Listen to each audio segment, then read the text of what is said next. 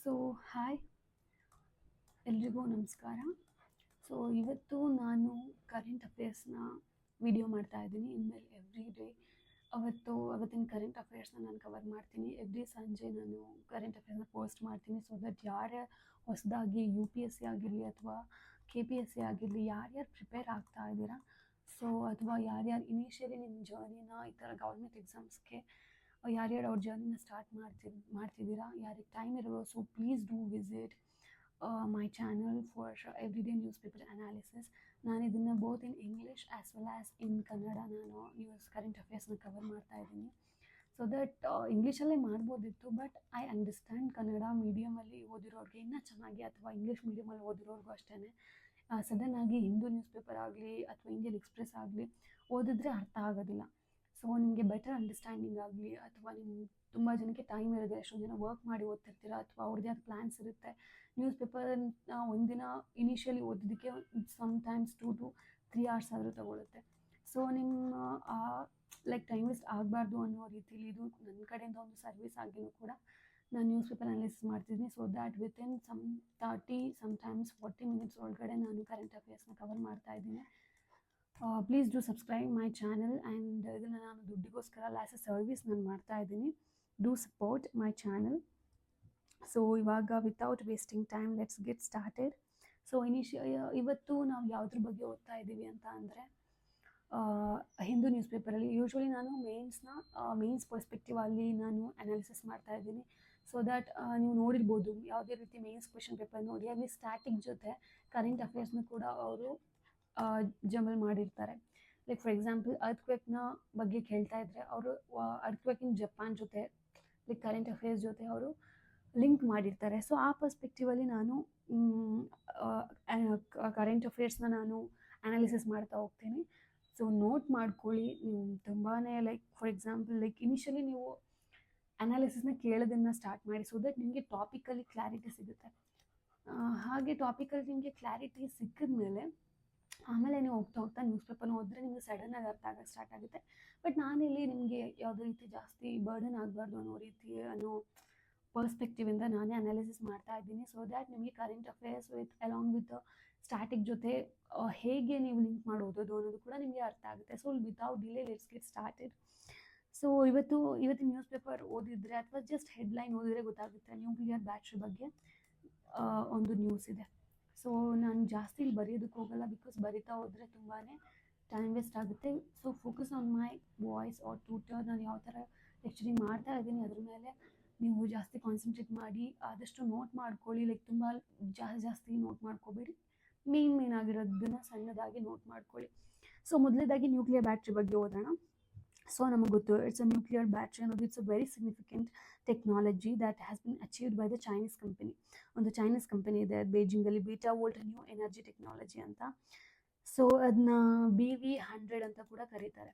So ಅದೊಂದು Chinese company. It has ಇದೇನು ಮಾಡಿದೆ ಅಂದರೆ, it has come up with a new technology where it has come up with a coin sized battery. Like initially like ನೀವು ನೋಡಿದ್ರೆ just ಇಷ್ಟೇ ಇರುತ್ತೆ, ಒಂದು ಕಾಯಿನ್ ಎಷ್ಟು ಸೈಜ್ ಇದೆ. ಸೊ ಆ ಕಾಯಿನ್ ಸೈಜ್ಡ್ ಬ್ಯಾಟ್ರಿ ಜೊತೆ ಇದು ಬಂದಿದೆ. ಸೊ ಇದ್ರ ವಿಶೇಷತೆ ಏನಪ್ಪ ಅಂತಂತಂದರೆ, ಇದಕ್ಕೆ ಯಾವುದೇ ರೀತಿ ಮೇಂಟೆನೆನ್ಸ್ ಬೇಕಾಗಿಲ್ಲ. ನೀವು ಯಾವುದೇ ರೀತಿ ಅದನ್ನು ಮತ್ತೆ ಚಾರ್ಜ್ ಮಾಡಬೇಕು ಅನ್ನೋಂಥ ಅವಶ್ಯಕತೆ ಇರೋದಿಲ್ಲ. ಆ ಥರ ಯಾವುದೇ ಥರ ಮೇಂಟೆನೆನ್ಸ್ ಮಾಡ್ದೇ ಅದು ನಿಮಗೆ 100 years, not 100 years but 50 years ಅದು ಬಾಳಿಕೆ ಬರುತ್ತೆ. ಅದೇ ಇದರದ್ದು ವಿಶೇಷತೆ. ಸೊ ಚೈನೀಸ್ದು Beijing Beta Volt New Energy Technology company, it has come up with a new coin-sized nuclear battery that can last for 50 years without charging or maintenance. So this battery uses radioactive nickel isotope. ಒಂದು nickel ಐಸೋಟೋಪ್ನ use ಮಾಡುತ್ತೆ, ಅದರ ಹೆಸರು nickel 63. Okay, ಇದನ್ನು ನೀವು ನೆನಪಲ್ಲಿ ಇಡಬೇಕಾಗುತ್ತೆ ಎಷ್ಟೊಂದು ಸಲ.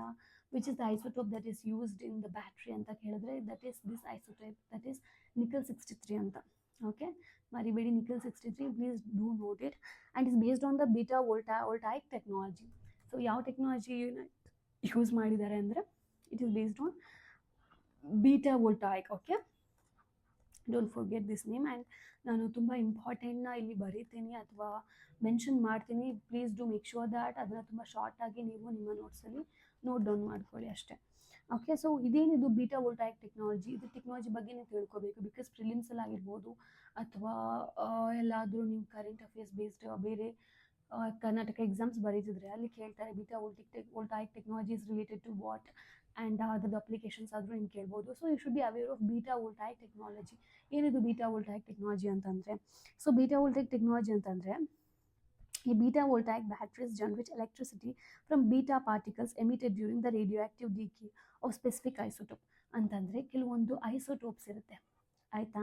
For example isotope ಅಂತಂದರೆ ಈ ನಿಕ್ಕಲ್ 63ನೇ ತಗೊಳ್ಳಿ, ಇದು ಕೂಡ ಒಂದು ಐಸೋಟೋಪ್ ಅಲ್ವಾ, ನಿಕ್ಕಲ್ದು ಐಸೋಟೋಪ್. ಈ ಐಸೋಟೋಪ್ ಏನಾಗುತ್ತೆ, ಇದು ರೇಡಿಯೋ ಆ್ಯಕ್ಟಿವ್ ಡಿಕೆ ಆಗುತ್ತೆ. ರೇಡಿಯೋ ಆ್ಯಕ್ಟಿವ್ ಡಿಕೆ ಆಗುವಾಗ it will emit some beta particles. ಇದೇನು ಮಾಡುತ್ತೆ, ಒಂದು ಬೀಟಾ ಪಾರ್ಟಿಕಲ್ಸ್ನ ಎಮಿಟ್ ಮಾಡುತ್ತೆ. ಸೊ ಆವಾಗ ಒಂದು ಎನರ್ಜಿ ಜನ್ರೇಟ್ ಆಗುತ್ತೆ. ಆ ಎನರ್ಜಿನ ಎಲೆಕ್ಟ್ರಿಸಿಟಿ ಅಂತ ಹೇಳ್ಬೋದು. ಅಂತಂದರೆ ಈ ನಿಕ್ಕಲ್ 63 ಏನಿದೆ ಈ ಐಸೋಟೋಪ್ ಯಾವಾಗ ಡಿಕೆ ಆಗಕ್ಕೆ ಸ್ಟಾರ್ಟ್ ಆಗುತ್ತೆ ಅಥವಾ ರೇಡಿಯೋ ಆ್ಯಕ್ಟಿವ್ ಡಿಕೆ ಅಂತ ಕೂಡ ಕರೀತಾರೆ. ಆ ರೇಡಿಯೋ ಆ್ಯಕ್ಟಿವ್ ಡಿಕೆ ಆದಾಗ ಬೀಟಾ ಪಾರ್ಟಿಕಲ್ಸ್ನ ರಿಲೀಸ್ ಮಾಡುತ್ತೆ, ಅದರಿಂದ ಒಂದು ಎಲೆಕ್ಟ್ರಿಸಿಟಿ ಜನರೇಟ್ ಆಗುತ್ತೆ. ಸೊ ಇದೇನೇ ಬೀಟಾ ವೋಲ್ಟಾಯಿಕ್ ಟೆಕ್ನಾಲಜಿ ಆಯಿತಾ. ಇದ್ರದ್ದು ಹೇಗೆ ವರ್ಕಿಂಗ್ ಪ್ರಿನ್ಸಿಪಲ್ ಹೇಗಿರುತ್ತೆ, ಸೊ ನಿಮ್ಗೆ ಗೊತ್ತಾಯಿತು ಏನು ಬೀಟಾ ವೋಲ್ಟಾಯಿಕ್ ಟೆಕ್ನಾಲಜಿ ಅಂತಂದರೆ, ಯಾವುದೇ ಥರ ಒಂದು ಐಸೋಟೋಪ್ ಆಗಿರ್ಬೋದು ಅದು ರೇಡಿಯೋ ಆ್ಯಕ್ಟಿವ್ ಡಿಕೆ ಆಗುವಾಗ ಒಂದು ಬೀಟಾ ಪಾರ್ಟಿಕಲ್ ರಿಲೀಸ್ ಆಗುತ್ತೆ. ಆ ಬೀಟಾ ಪಾರ್ಟಿಕಲಿಂದ ನಮಗೆ ಎಲೆಕ್ಟ್ರಿಸಿಟಿ ಜನರೇಟ್ ಆಗುತ್ತೆ. That is the beta voltaic technology. You should remember this process. Okay, ಅದಾದಮೇಲೆ ಅದ್ರದ್ದು ವರ್ಕಿಂಗ್ ಪ್ರಿನ್ಸಿಪಲ್ ಹೇಗಿದೆ ಅಂತಂದರೆ, ಫಾರ್ ಎಕ್ಸಾಂಪಲ್ ಇವಾಗ ನಾವು ನಿಕ್ಕಲ್ 63 ಐಸೋಟೋಪ್ ಇದೆಯಲ್ಲ, ಇದು ಡಿಕೆ ಆಗುತ್ತೆ. ಡಿಕೆ ಆದಮೇಲೆ ಏನಾಗುತ್ತೆ, ಬೀಟಾ ಪಾರ್ಟಿಕಲ್ ರಿಲೀಸ್ ಮಾಡುತ್ತೆ. ಸೊ ಈ beta particles they will just strike a semiconductor layer. ಅಂತಂದರೆ diamond semiconductors in this case, ಇದರಲ್ಲಿ ಒಂದು ಡೈಮಂಡ್ ಸೆಮಿ ಕಂಡಕ್ಟರ್ಸ್ ಇರುತ್ತೆ. ಅದನ್ನು ಸೆಮಿ ಕಂಡಕ್ಟರ್ ಅಂದರೆ ಗೊತ್ತಲ್ವಾ, it just neither conducts or nor insulates ಆಯಿತಾ, ಅದನ್ನು ಸೆಮಿ ಕಂಡಕ್ಟರ್ ಅಂತ ಹೇಳ್ತಾರೆ. ಸೊ ಈ ಸೆಮಿ ಕಂಡಕ್ಟರ್ನ ಇದೇನು ಮಾಡುತ್ತೆ, ಹಿಟ್ ಮಾಡುತ್ತೆ. ದಟ್ ಇಸ್ ಇದರಲ್ಲಿ ಡೈಮಂಡ್ ಸೆಮಿ ಕಂಡಕ್ಟರ್ಸ್ನ ಯೂಸ್ ಮಾಡ್ತಾರೆ. So the energy from beta particle is convert into electrical energy. ಈ ಬೀಟಾ ಪಾರ್ಟಿಕಲಿಂದ ಏನು ಎನರ್ಜಿ ಬಂದಿರುತ್ತೋ ಅದೇನಾಗುತ್ತೆ, it will just get converted into the electricity ಅಷ್ಟೇ. ಸೊ ಅದಾದಮೇಲೆ unlike traditional nuclear batteries based on the thermo electric generators, beta voltaic batteries are safer and more compact. So ಮುಂಚೆ traditionally ನಾವು ತುಂಬ ಹಳೆ ಟೆಕ್ನಾಲಜಿ ಯಾವುದಿದೆ ಅಂತಂದರೆ ಥರ್ಮೋ ಎಲೆಕ್ಟ್ರಿಕ್ ಜನರೇಟರ್ಸ್ ಅಂತ ಕರೀತಾರೆ. That is called as thermo electric generators. ಈ thermo electric ಜನರೇಟರ್ಸ್ನ use ಮಾಡಿಕೊಂಡು ಬ್ಯಾಟ್ರೀಸ್ನ ಮಾಡ್ತಾಯಿದ್ರು. ಬಟ್ ಇವಾಗ ಈ ಬೀಟಾ ವೋಲ್ಟಾಯಿಕ್ ಟೆಕ್ನಾಲಜಿನ ಯೂಸ್ ಮಾಡ್ತಾ ಇದ್ದಾರೆ.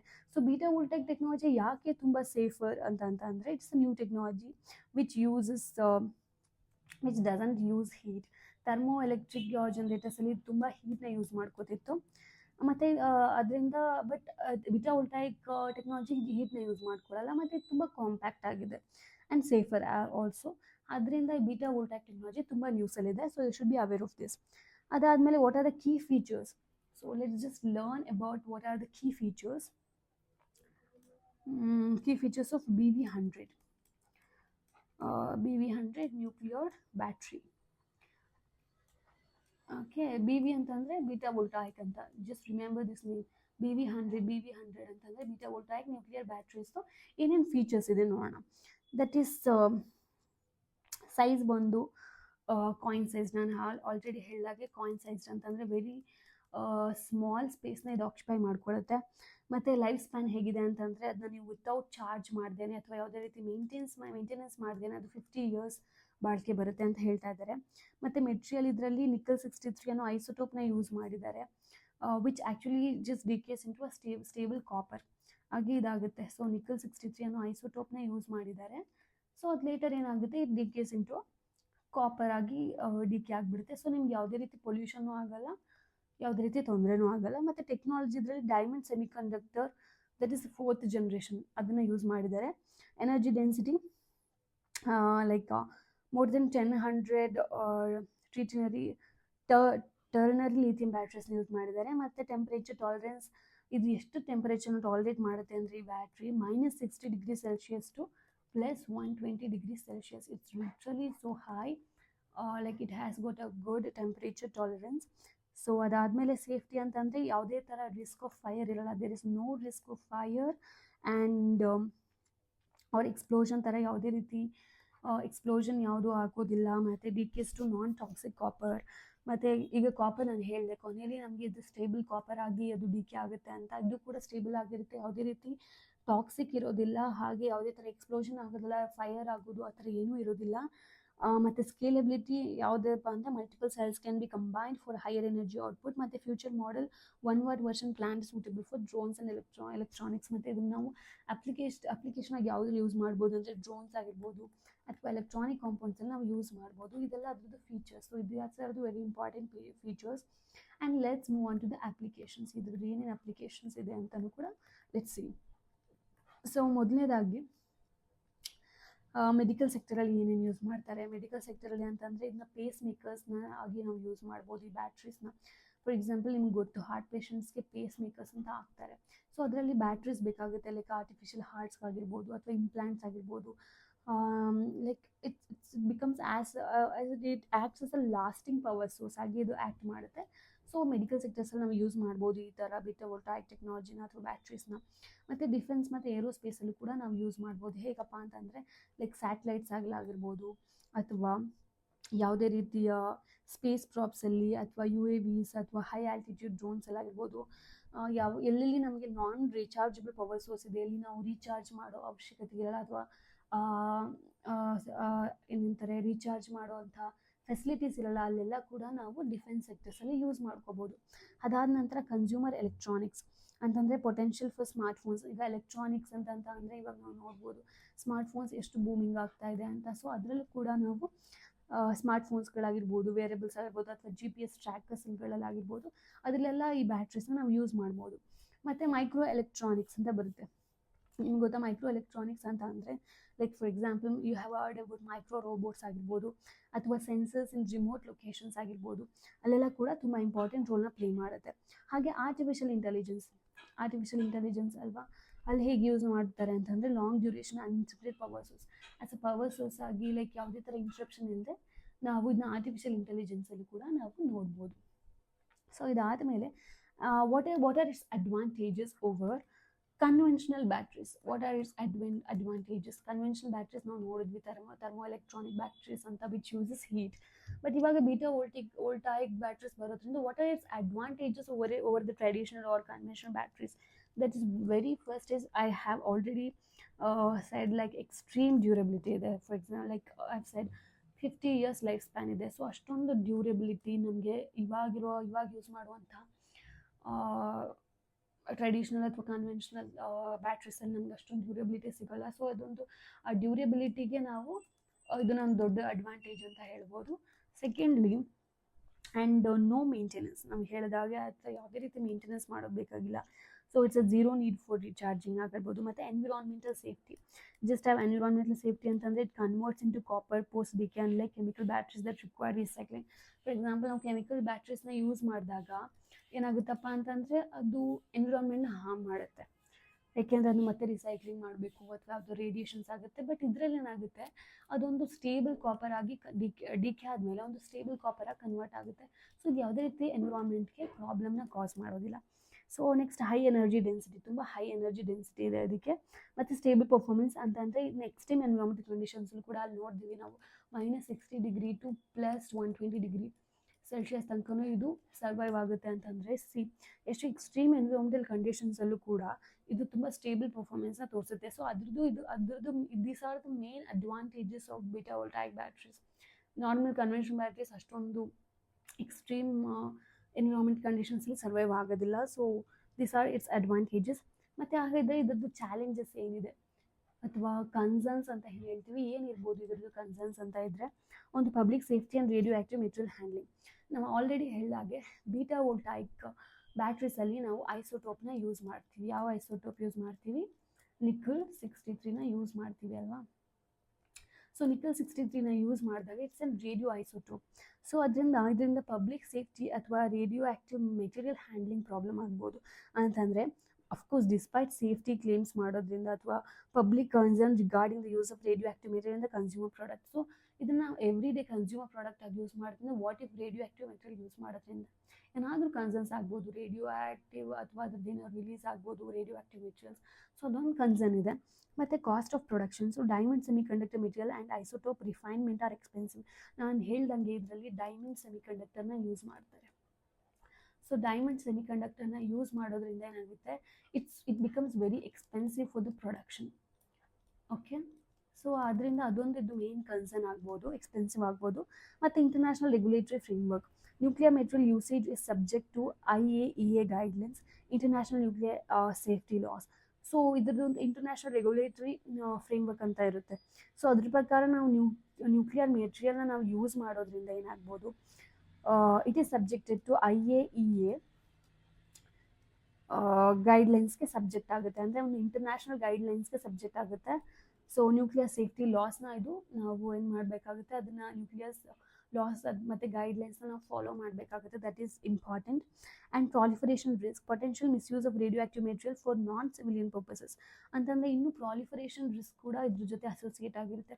ಅಂದರೆ ವಾಟ್ ಈಸ್ ಪ್ರಾಲಿಫರೇಷನ್ ರಿಸ್ಕ್ ಅಂತಂದರೆ ಇದನ್ನು ಮಿಸ್ಯೂಸ್ ಮಾಡ್ಕೋಬೋದು. ಇದು ರೇಡಿಯೋ ಆಕ್ಟಿವ್ ಬ್ಯಾಟ್ರೀಸ್ನ ಜಸ್ಟ್ ಫಾರ್ ಬ್ಯಾಟ್ರೀಸ್ ಆಗಿ ಯೂಸ್ ಮಾಡಲಿ, ಡ್ರೋನ್ಸಲ್ಲಿ, ಡಿಫೆನ್ಸಲ್ಲಿ ಅಥವಾ ಗೌರ್ಮೆಂಟ್ ಪರ್ಪಸ್ಗೆ ಆಗಿರ್ಬೋದು ಅಥವಾ ಮೆಡಿಕಲ್ ಸೆಕ್ಟರ್ಸ್ಗೆ ಯೂಸ್ ಮಾಡಲಿ ಅಂತಲೇ ಎಲ್ಲರೂ ಏನು ಮಾಡ್ತಾರೆ, ಪ್ರೊಡಕ್ಷನ್ ಮಾಡಿರ್ತಾರೆ. ಬಟ್ ಅದನ್ನ ಮಿಸ್ಯೂಸ್ ಮಾಡ್ಕೊಳ್ಳೋ ಚಾನ್ಸಸ್ ಇರುತ್ತೆ ಫಾರ್ ನಾನ್ ಸಿವಿಲಿಯನ್ ಪರ್ಪಸ್ಗೆ. ಲೈಕ್ ಫಾರ್ ಎಕ್ಸಾಂಪಲ್ ಬಾಂಬ್ಗಾಗಿರ್ಬೋದು, ಆ್ಯಟಮ್ ಬಾಂಬ್ಸ್ಗಾಗಿರ್ಬೋದು ಅಥವಾ ಬೇರೆ ಥರ ಇಲೀಗಲ್ ಆ್ಯಕ್ಟಿವಿಟೀಸ್ಗೆ ಇದನ್ನ ಮಿಸ್ಯೂಸ್ ಮಾಡ್ಕೊಳ್ಳೋ ಚಾನ್ಸಸ್ ಕೂಡ ಇರುತ್ತೆ. ಅದರಿಂದ it's also a biggest challenge. And mass adoption delay. ಮತ್ತು scalability, affordability and societal acceptance may take time. Of course ಇದನ್ನು ಅಡಾಪ್ಟ್ ಮಾಡ್ಕೋಬೇಕು, like mass as a whole country ಅದನ್ನ ಅಡಾಪ್ಟ್ ಮಾಡ್ಕೋಬೇಕಂದ್ರೆ ಇಟ್ ರಿಕ್ವೈರ್ಸ್ ಸಮ್ ಟೈಮ್. ಮತ್ತು ಅಫೋರ್ಡಬಿಲಿಟಿನೂ ಸ್ವಲ್ಪ ಚಾಲೆಂಜಿಂಗ್ ಆಗಿದೆ. So it may just take time for the social ಅಥವಾ societal ಆಕ್ಸೆಪ್ಟೆನ್ಸ್ಗೆ ಅಂತಲೂ ಕೂಡ ಹೇಳ್ತಾರೆ. So global race in nuclear battery development.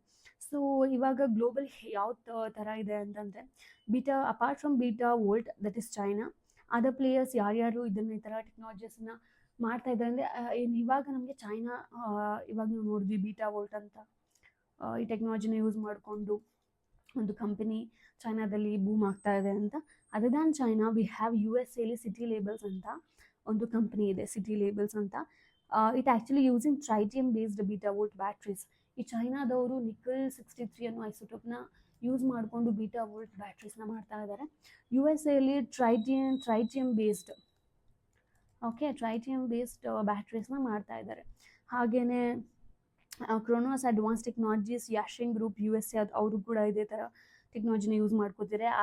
ಆರ್ಕನ್ light ಅಂತ UK ಕೂಡ ಈ ಟೆಕ್ನಾಲಜಿ ಬೂಮ್ ಆಗ್ತಾ ಇದೆ. And research initiatives in China, example north west normal university exploring carbon fourteen isotopes.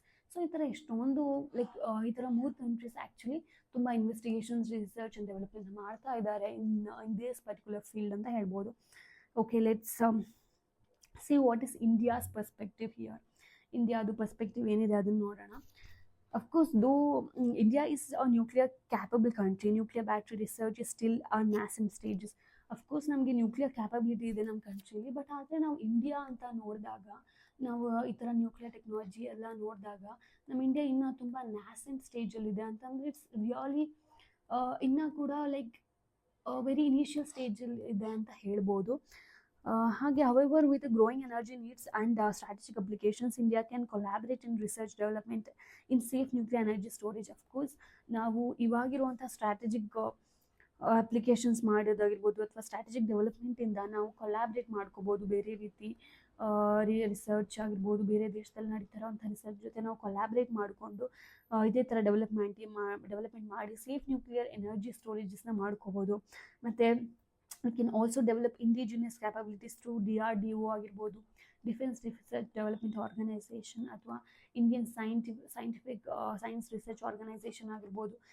ಇವೆರಡರಲ್ಲಿ ನಾವು ಇಂಡಿಜಿನಿಯಸ್ ಆಗಿ ನಮ್ಮ ಸ್ವಂತವಾಗಿ ಬೇರೆ ಅಥವಾ ಸೈಂಟಿಫಿಕ್ ಇನ್ಸ್ಟಿಟ್ಯೂಷನಲ್ಲಿ ನಾವೇ ಇಂಡಿಜಿನಿಯಸ್ ಟೆಕ್ನಾಲಜೀಸ್ನ ನಾವು ಇದನ್ನು ಡಿಸ್ಕವರ್ ಮಾಡ್ಬೋದು. ಮತ್ತು ensure proper legal regulatory framework are in place for such technologies. But we should make sure that all the regulatories and frameworks are in place. Because nuclear technology is a very sensitive thing, so we have to make sure that all frameworks are in place anta. So U P S C ಪ್ರಿಲಿಮ್ಸಲ್ಲಿ ಅಥವಾ K P S C ಪ್ರಿಲಿಮ್ಸಲ್ಲಿ, okay, K P S C ಪ್ರಿಲಿಮ್ಸಲ್ಲಿ ಯಾವ ರೀತಿ ನಮಗೆ weight so ಪ್ರಿಲಿಮ್ಸಲ್ಲಿ ಆಗಿರ್ಬೋದು ಅಥವಾ ಮೇನ್ಸಲ್ಲಿ ಆಗಿರ್ಬೋದು ಯಾವ ರೀತಿ ಕ್ವೆಶನ್ಸ್ ಫ್ರೇಮ್ ಮಾಡ್ತಾರೆ ಅಂತ ಅನ್ನೋದಕ್ಕೆ I give a sample question. Like for example ಹಿಂಗೆ ಕೇಳ್ತಾರೆ ಅಂದರೆ, beta voltaic batteries recently seen in the news use which of the following as their working principle. So beta voltaic technology ಏನು boom ಆಗ್ತಾ ಇದೆ ಅದನ್ನು ನಾವು ಅದರದ್ದು ಅದರಲ್ಲಿ ಯಾವ ಥರ ವರ್ಕಿಂಗ್ ಪ್ರಿನ್ಸಿಪಲ್ನ ಅವರು ಅಡಾಪ್ಟ್ ಮಾಡ್ಕೊಂಡಿದ್ದಾರೆ. ಸೊ ಆಪ್ಷನ್ ಎ ಬಂದು conversion of heat energy, conversion of beta particle emission, conversion of solar energy, and D chemical reactions. ನಾವು ನೋಡಿದ್ವಿ ಕನ್ವರ್ಷನ್ ಅಲ್ಲಿ ಆಪ್ಷನ್ ಏನು ಹೇಳ್ತಾ ಇದೆ, ಕನ್ವರ್ಷನ್ ಆಫ್ ಹೀಟ್ ಎನರ್ಜಿ ಅಂತ, ಹೀಟ್ ಎನರ್ಜಿನ ಯೂಸ್ ಮಾಡ್ಕೊಳುತ್ತೆ ಅಂತ. ಆಪ್ಷನ್ ಬಿ ಬಂದು ಏನು ಹೇಳ್ತಾ ಇದೆ, ಕನ್ವರ್ಷನ್ ಆಫ್ ಬೀಟಾ ಪಾರ್ಟಿಕಲ್ಸ್ ಅಂತ ಆಯಿತಾ. ಆಪ್ಷನ್ ಸಿ ಏನು ಹೇಳ್ತಿದೆ, ಕನ್ವರ್ಷನ್ ಆಫ್ ಸೋಲಾರ್ ಎನರ್ಜಿ ಅಂತ. ಆಪ್ಷನ್ ಡಿ ಏನು ಹೇಳ್ತಿದೆ, ಕೆಮಿಕಲ್ ರಿಯಾಕ್ಷನ್ ಅಂತ. ಓಕೆ, ಸೊ ನಾವು ಏನು ಹೇಳ್ತೀವಿ ಅಂತಂದರೆ, ಟ್ರೆಡಿಷ್ನಲಿ ನಾವು ಹೀಟ್ ಎನರ್ಜಿನ ಯೂಸ್ ಮಾಡ್ತಿದ್ವಿ, ಅದನ್ನೇನಂತಾರೆ ಥರ್ಮೋ ಎಲೆಕ್ಟ್ರಾನಿಕ್ ಟೆಕ್ನಾಲಜಿ. ನಾವು ಬೀಟಾ ಪಾರ್ಟಿಕಲ್ಸಲ್ಲಿ ಅಥವಾ beta voltaic batteries thermoelectric ಎನರ್ಜಿನ ಯೂಸ್ ಮಾಡ್ತೀವಾ? ನೋ, ಅದು traditional. Chemical reaction convention. Chemical reaction ಎಲ್ಲಿ ಯಾವುದ್ರಲ್ಲಿ ಯೂಸ್ ಮಾಡ್ತೀವಿ ಅಂತಂದರೆ, ಇವಾಗ ಪ್ರೆಸೆಂಟ್ಲಿ ನಾವು ಯಾವ ಥರ ಬ್ಯಾಟ್ರೀಸ್ ಯೂಸ್ ಮಾಡ್ತೀವಿ, ಕೆಮಿಕಲ್ ರಿಯಾಕ್ಷನ್ ಆಗುತ್ತೆ. ಆ್ಯನೋಡ್ ಟು ಕ್ಯಾಥೋಡ್ ಕೇಳಿದಿರಲ್ವಾ, ಅದನ್ನೇ ಯೂಸ್ ಮಾಡುತ್ತೆ. ಸೊ ಬೀಟಾ ವೋಲ್ಟಾಯಿಕ್ ಬ್ಯಾಟ್ರೀಸ್ ಅದನ್ನು ಯೂಸ್ ಮಾಡಲ್ಲ, ಇಟ್ಸ್ ರಾಂಗ್. ಸೋಲಾರ್ ಎನರ್ಜಿ ನಾವು ಯೂಸ್ ಮಾಡಲ್ಲ, it's a renewable energy technology, ಇದನ್ನು ನಾವು ಯೂಸ್ ಮಾಡ್ತಾ ಇಲ್ಲ. ಸೊ ಬೀಟಾ ಪಾರ್ಟಿಕಲ್ಸ್ನ ನಾವು ಯೂಸ್ ಮಾಡ್ತೀವಿ. ಅಲ್ಲೇ ಇದೆ, ಹೆಸರಲ್ಲೇ ಇದೆ, ಕ್ವೆಶನಲ್ಲೇ ಇದೆ, beta voltaic batteries use beta particles, conversion of beta particles. ನಾನು ಹೇಳಿದೆ ಇದೇನು ಮಾಡುತ್ತೆ ಅಂದರೆ ಬೀಟಾ ಪಾರ್ಟಿಕಲ್ಸ್ನ ಏನು ಮಾಡುತ್ತೆ, ಅದು ಬೀಟಾ ಪಾರ್ಟಿಕಲ್ಸ್ ಡೈಮಂಡ್ ಸೆಮಿಕಂಡಕ್ಟರ್ ಎಲೆಕ್ಟ್ರಾಡ್ನ ಏನು ಮಾಡ್ತಾರೆ, ಸ್ಟ್ರೈಕ್ ಮಾಡಿ ಒಂದು ಎಲೆಕ್ಟ್ರಿಸಿಟಿನ ಜನ್ರೇಟ್ ಮಾಡುತ್ತೆ. ಅಂದರೆ ಒಂದು ನಿಕಲ್ ಐಸೋಟೋಪ್ ಇರುತ್ತಲ್ವಪ್ಪ. ಸೊ ನಾನು ಆಗಲೇ ಹೇಳಿದಾಗೆ ಇಲ್ಲಿ ನೋಡ್ಬೋದು ನೀವು, ನಾನು ಎಕ್ಸ್ಪ್ಲೇನ್ ಮಾಡಿದ್ದೀನಿ ನೋಡಿ. ನಿಕಲ್ 63 ಈ ಐಸೋಟೋಪ್ ಏನು ಮಾಡುತ್ತೆ, ಇದು ರೇಡಿಯೋ ಆ್ಯಕ್ಟಿವ್ ಡಿಕೆ ಆಗುತ್ತೆ. ರೇಡಿಯೋ ಆ್ಯಕ್ಟಿವ್ ಡಿಕೆ ಆದಾಗ ಬೀಟಾ ಪಾರ್ಟಿಕಲ್ಸ್ ರಿಲೀಸ್ ಮಾಡುತ್ತೆ. ಇದು ಒಂದು ಡೈಮಂಡ್ ಸೆಮಿಕಂಡಕ್ಟರ್ನ ಸ್ಟ್ರೈಕ್ ಮಾಡಿ ಒಂದು ಎನರ್ಜಿ ರಿಲೀಸ್ ಮಾಡುತ್ತೆ, ಅದೇ ಎಲೆಕ್ಟ್ರಿಸಿಟಿ.